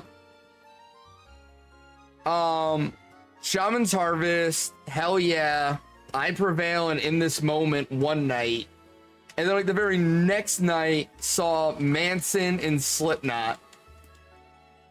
And then like within a week or two of that, I saw another show. Like I went to Hollywood Undead, like very close with that. Like it was like a crazy short time span of just seeing all these wild ass concerts. And this week is gonna feel like that. Because like Baby Metal Tuesday, Ray's Game Wednesday, Avril on Friday, Eric's birthday party on Saturday. It's gonna be a wild fucking week.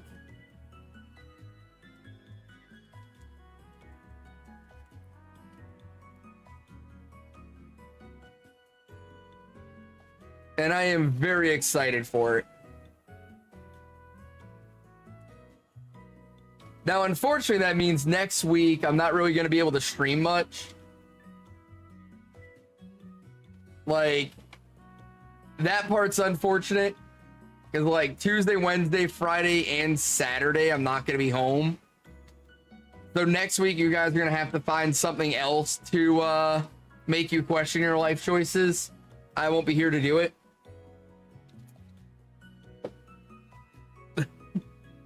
But I'm going to try to make up for that by going a little extra hard this weekend. I don't know exactly how I'm gonna go about doing that, but we've got shenanigans tomorrow night.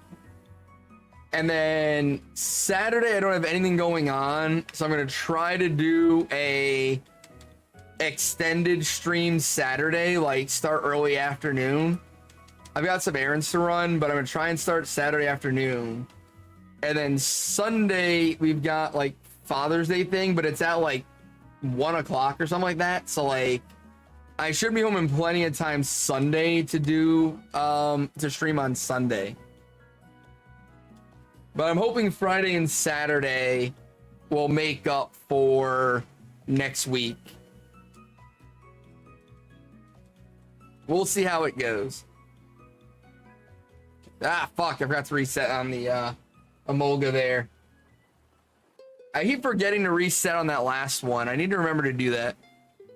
I'm wasting time by running away there.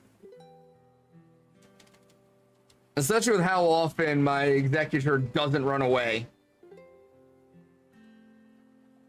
It's not ideal.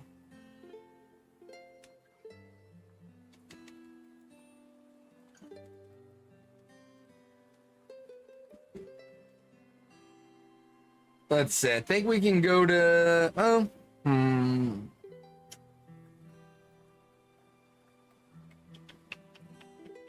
Trying to think of how long I want to go tonight. I don't think I can get to 1900. I don't think that's in the... I don't think that's in the cards. Ideally, I would get the shiny before 1900, but y'all know how my luck goes. We didn't get it before odds, so we're definitely going over 2K for Shelmet. Like, that's just how that goes. It's gonna be like a 2200 kind of thing. Yeah, I've been doing that lately, Yeti. I've been streaming under the Sword and Shield category for like the last 2 weeks.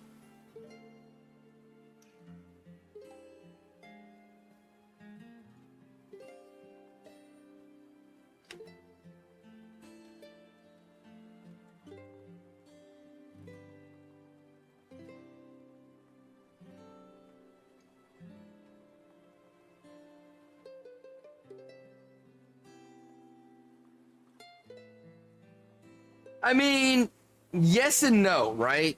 Because kind of what I figured is, one, most of the people who are actively watching in the Scarlet and Violet category are watching streamers they already watch, right? They're not searching for Scarlet and Violet.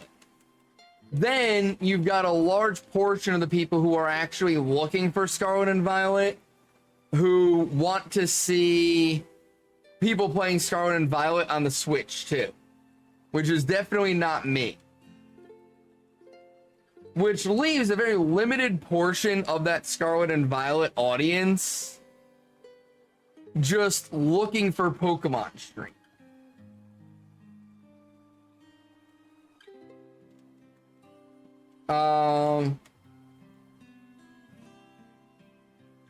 Wait, I'm in a random category? I should be in Pokemon category on YouTube. That one you need to listen to Scarlet and Violet. I'll try that tomorrow night, Yeti. So the thought process is there's a very limited amount of people who are looking for new streamers in Pokemon Battle Revolution. I definitely selected Sword and Shield. I definitely selected Sword and Shield when I set up the YouTube stream.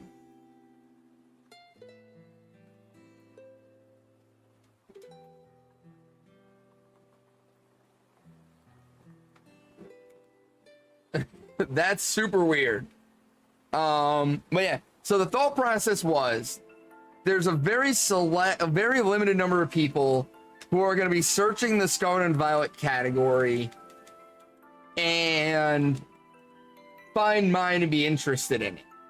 So, even though there's a very limited amount of people who are going to be looking for Sword and Shield content, if I put myself in that category, I should be fairly high up on the page when they search it, which will make it more likely that somebody finds me and sticks around long enough to see what I'm doing. That was the thought process. So I've been trying that out. And it hasn't really been working, but to be honest, putting myself in the Scarlet and Violet category wasn't working either. So it doesn't really matter.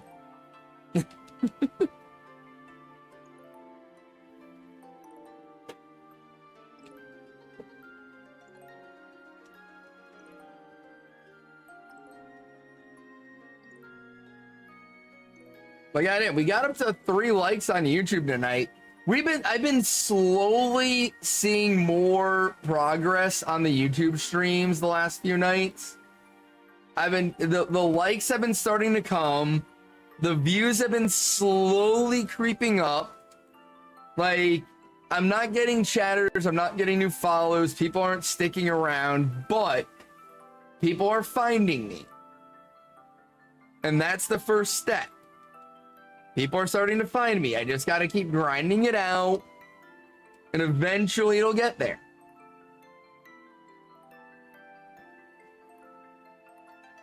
I got to remember to re-record my video tomorrow.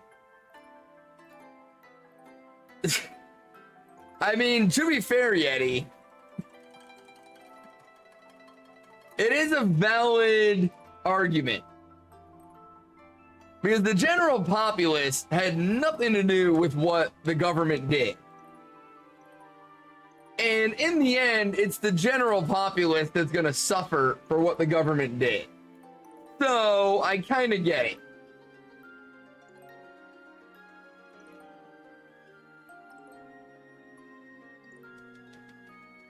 I definitely think it was a very stupid move by the government, though. I think that was a very bad idea.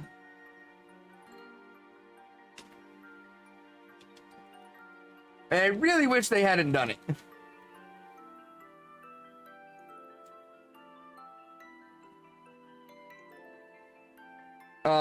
But it was a U.S. senator saying we pray for Israel. Yeah, that.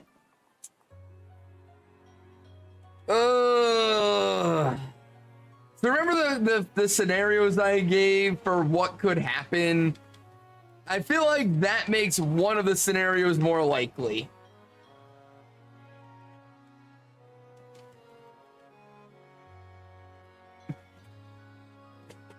Yeah, that doesn't surprise me then, Yeti. That sounds like, yeah. All right. Hey, what are you guys doing?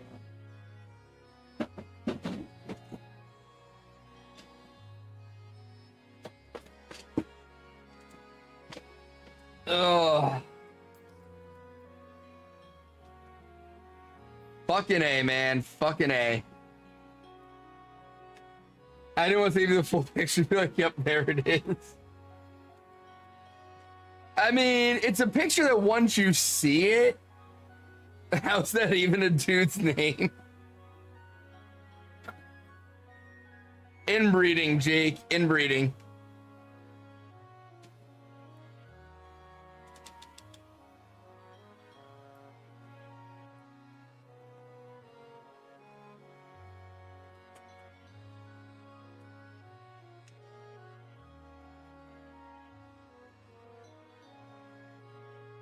Remember, first rule of genetics, spread the genes apart. When you don't, you get Lindsey Graham. Him and Tommy Tuberville are just kicking their feet. Dude, how is Tommy Tuberville a fucking name? How do you become an adult, hit the age of 18, and not immediately go down to the courthouse and legally change your name when your name is Tommy Tuberville?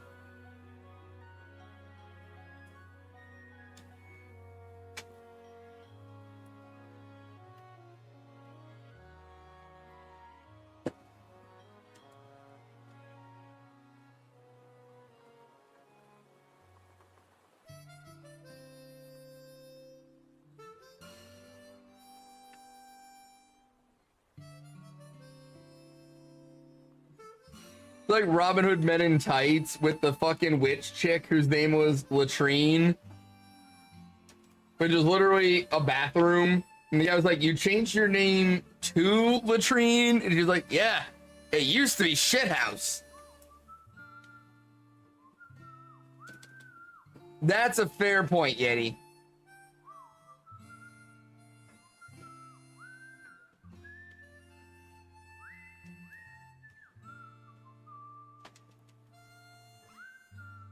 Red, your governor gave people the right to hit protesters with their car. Because that's gonna end well. Nothing bad will come of that. Jesus fuck.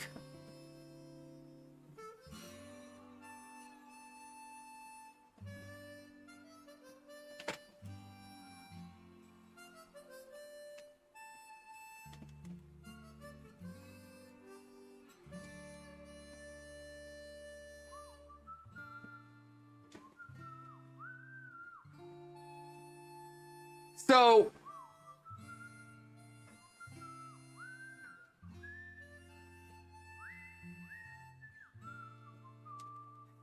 how to word this one?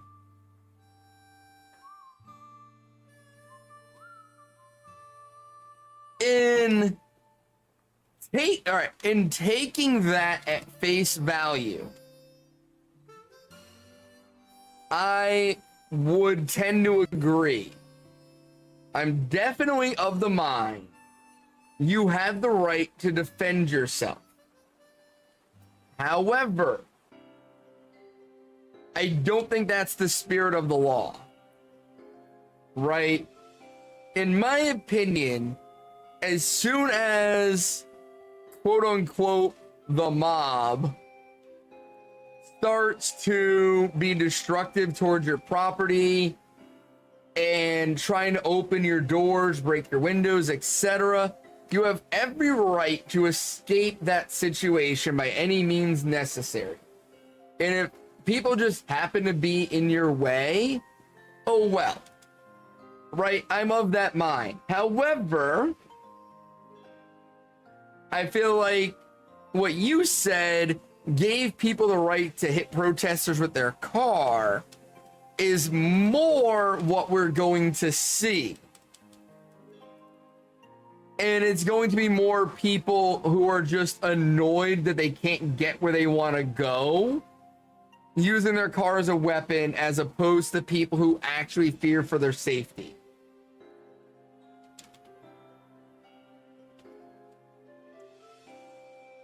Exactly, Eddie. I am all for reasonable self-defense, right?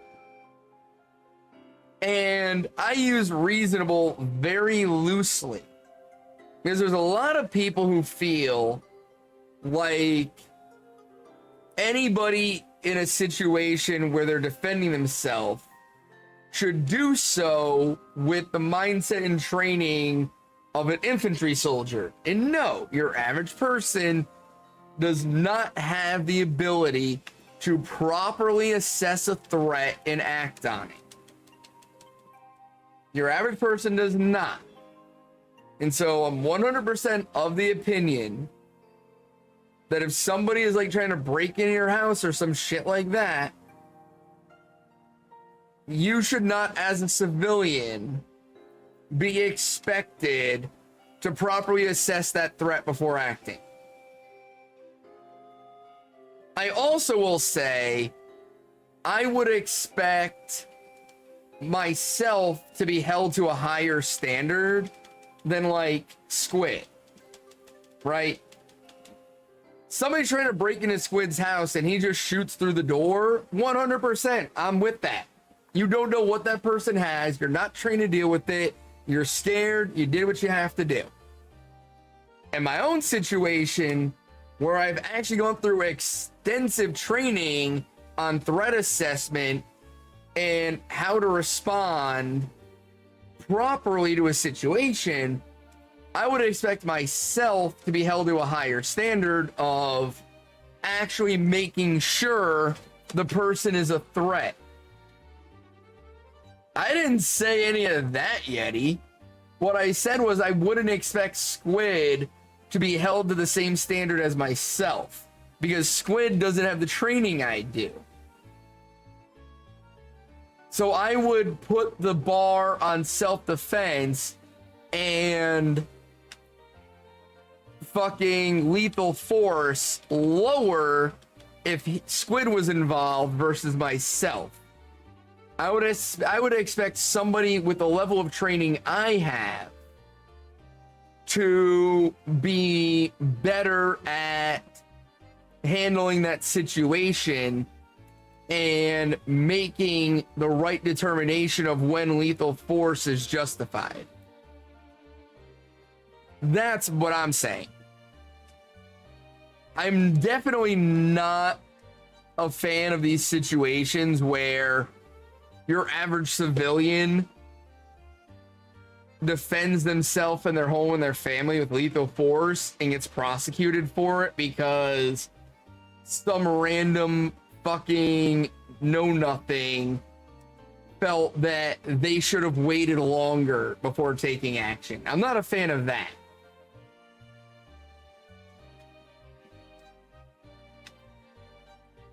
You know,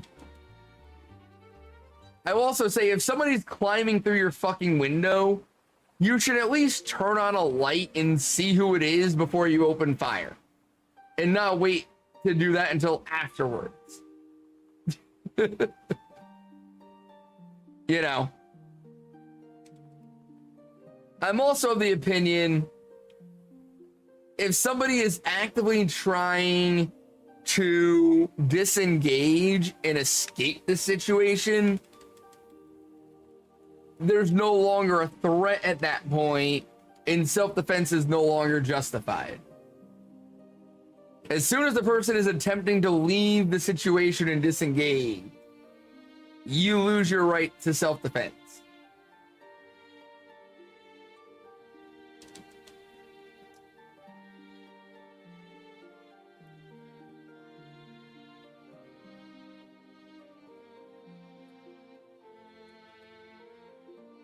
So yeah.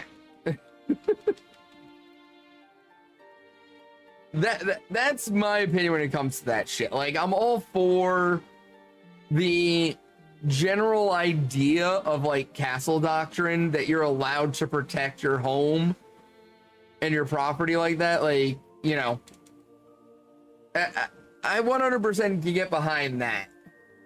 But even then, you know, there's got to be some common sense involved. There needs to be an active threat of some kind.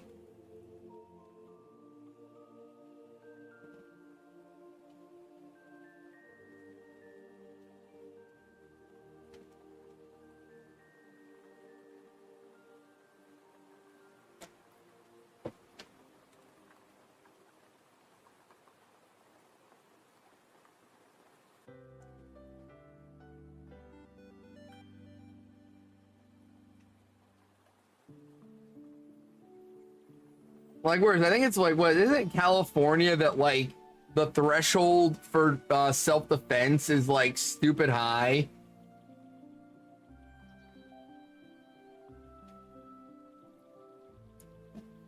Which I think is like the exact polar opposite of Florida's, where somebody pulls in your driveway by accident and you shoot at them as they're trying to leave and it's considered justified.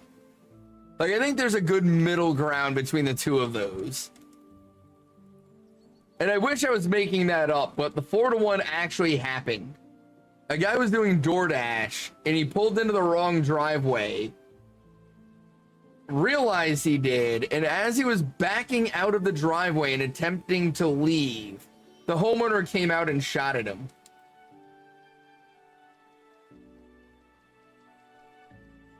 I mean, to be fair, Yeti, Florida's the state that said you can stalk somebody for a half hour, and when they turn around and confront you, you're justified in shooting them because they were a threat.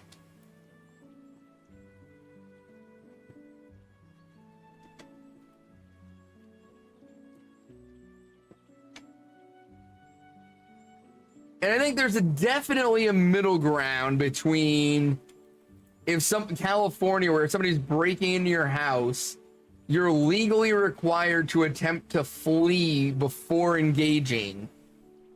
And Florida, where you can actively look for trouble and claim self-defense. Yeti, I've got no fucking clue what they're doing when they do this shit. They put it in a Yahtzee Tumblr and Mad Lib these laws.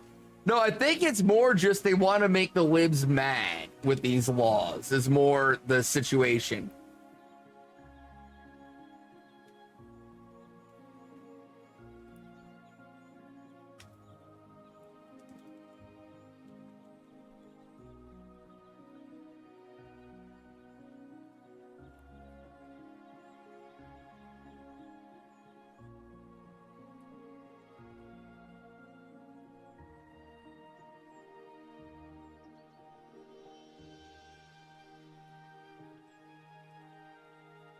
Owning them is such a weird way to make laws. Like, you just snicker and be like, this will show.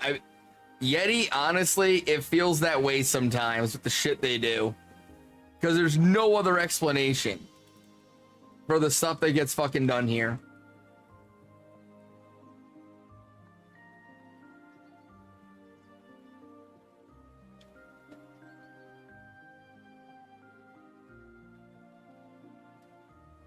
Like, I wish I had a better explanation for you, but I do not.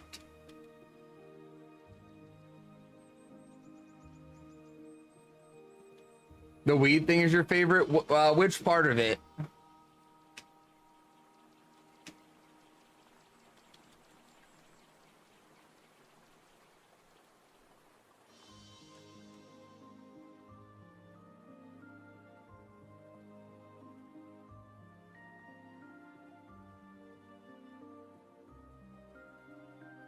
How it was asked for and then they botched the vote for it. Well, it wasn't that they botched the vote for it. That was actually a very easy one to figure out, right? So one, it used to be in order to pass an amendment to the state constitution in Florida, you needed a majority vote. You needed 51% in order to pass that amendment.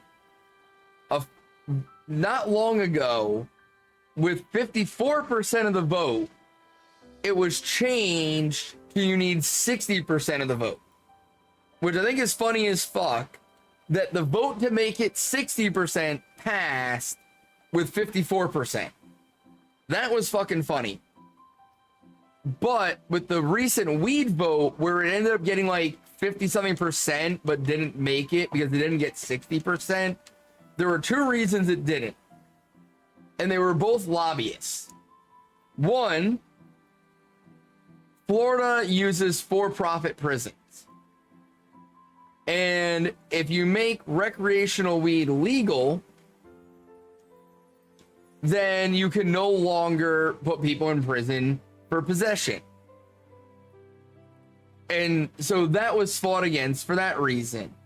The other thing that made the vote fail was one of the main lobbyists and people who convinced the governor to fight the bill and fight the amendment was actually the group that runs the medical marijuana for the state of Florida. Because if you make it recreationally legal, you put all the medical places out of business. And right now, the medical places are basically run by like two companies, and it's damn near a monopoly on the market. And so if they made it legal for recreational use, it would have fucked those businesses over. So they spent a lot of money lobbying DeSantis to fight the recreational amendment. Really, Antonio Brown charged with attempted murder. I should be more surprised by that than I am. I need to look at this now.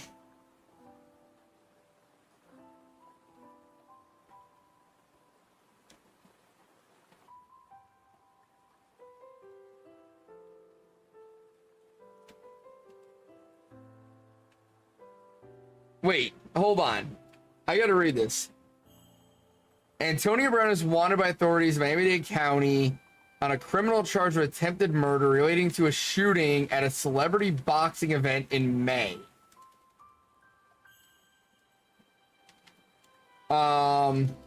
Miami-Dade County authorities seek him on attempted murder charge. The incident unfolded in May at a celebrity boxing event where Brown allegedly assaulted an individual, seized the security guard's firearm, and discharged it, with one bullet reportedly grazing the victim's neck.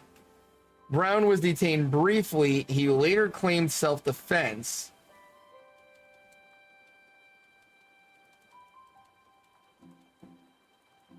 Interesting. All right. Well, fuck.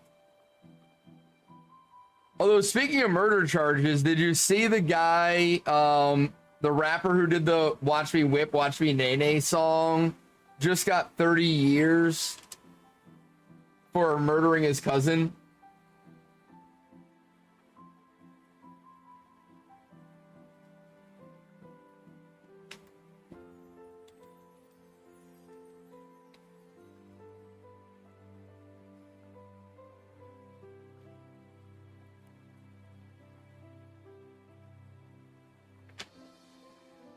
But yeah, Yeti, Brown hasn't been charged yet, but the Miami-Dade Sheriff's Department is apparently there's a warrant out. I don't know if there's a warrant. It just says he's wanted.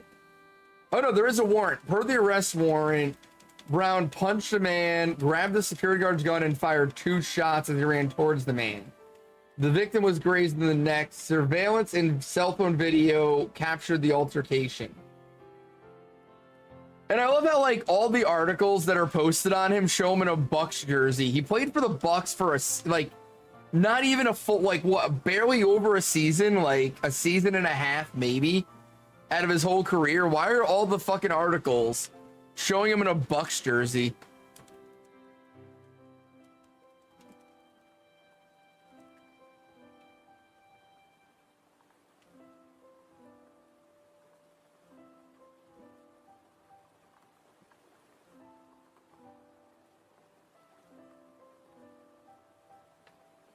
But yeah, so he hasn't been charged yet, but there is a warrant out for him.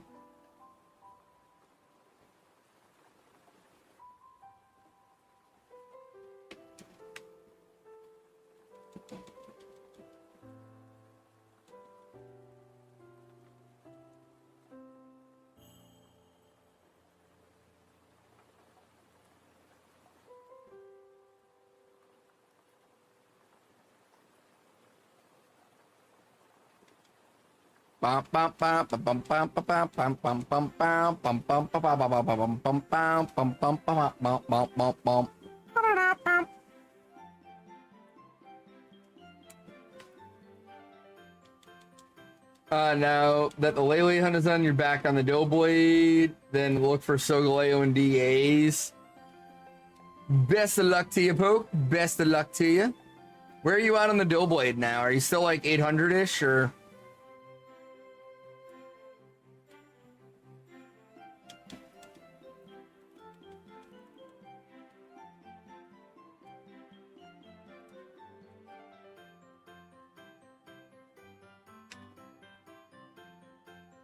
You haven't touched in a day or so, still at 800? Gotcha. All jokes aside, I definitely hope you don't go over odds, because I've gone over odds so much lately. And yeah, it sucks.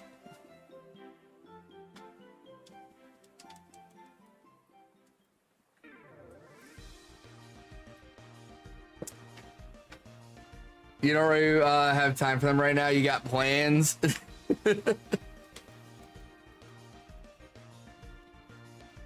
I will say though, like, as much as I fucking hated going 7,700 for Doughblade, it definitely made for a good reaction. It definitely made for a good clip. It's a shame the clip didn't gain any traction anywhere I posted it, because that was a really good clip.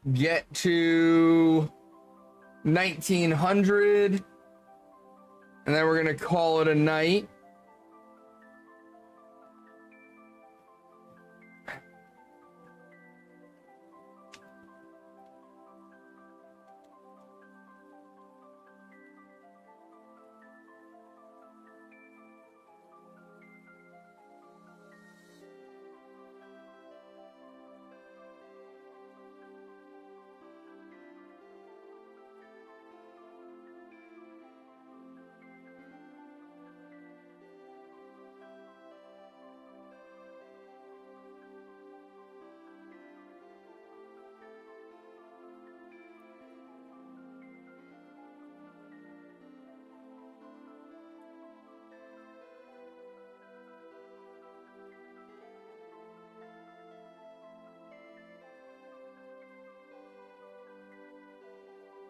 Oh, and that was 1900. All right, let's finish these next couple of Emolgas, and then we'll call it there.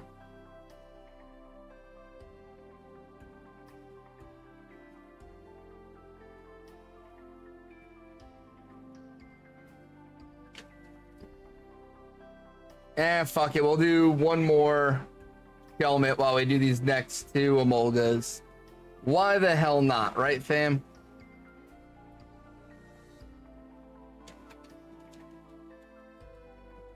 I'm sitting here anyway, might as well do one more.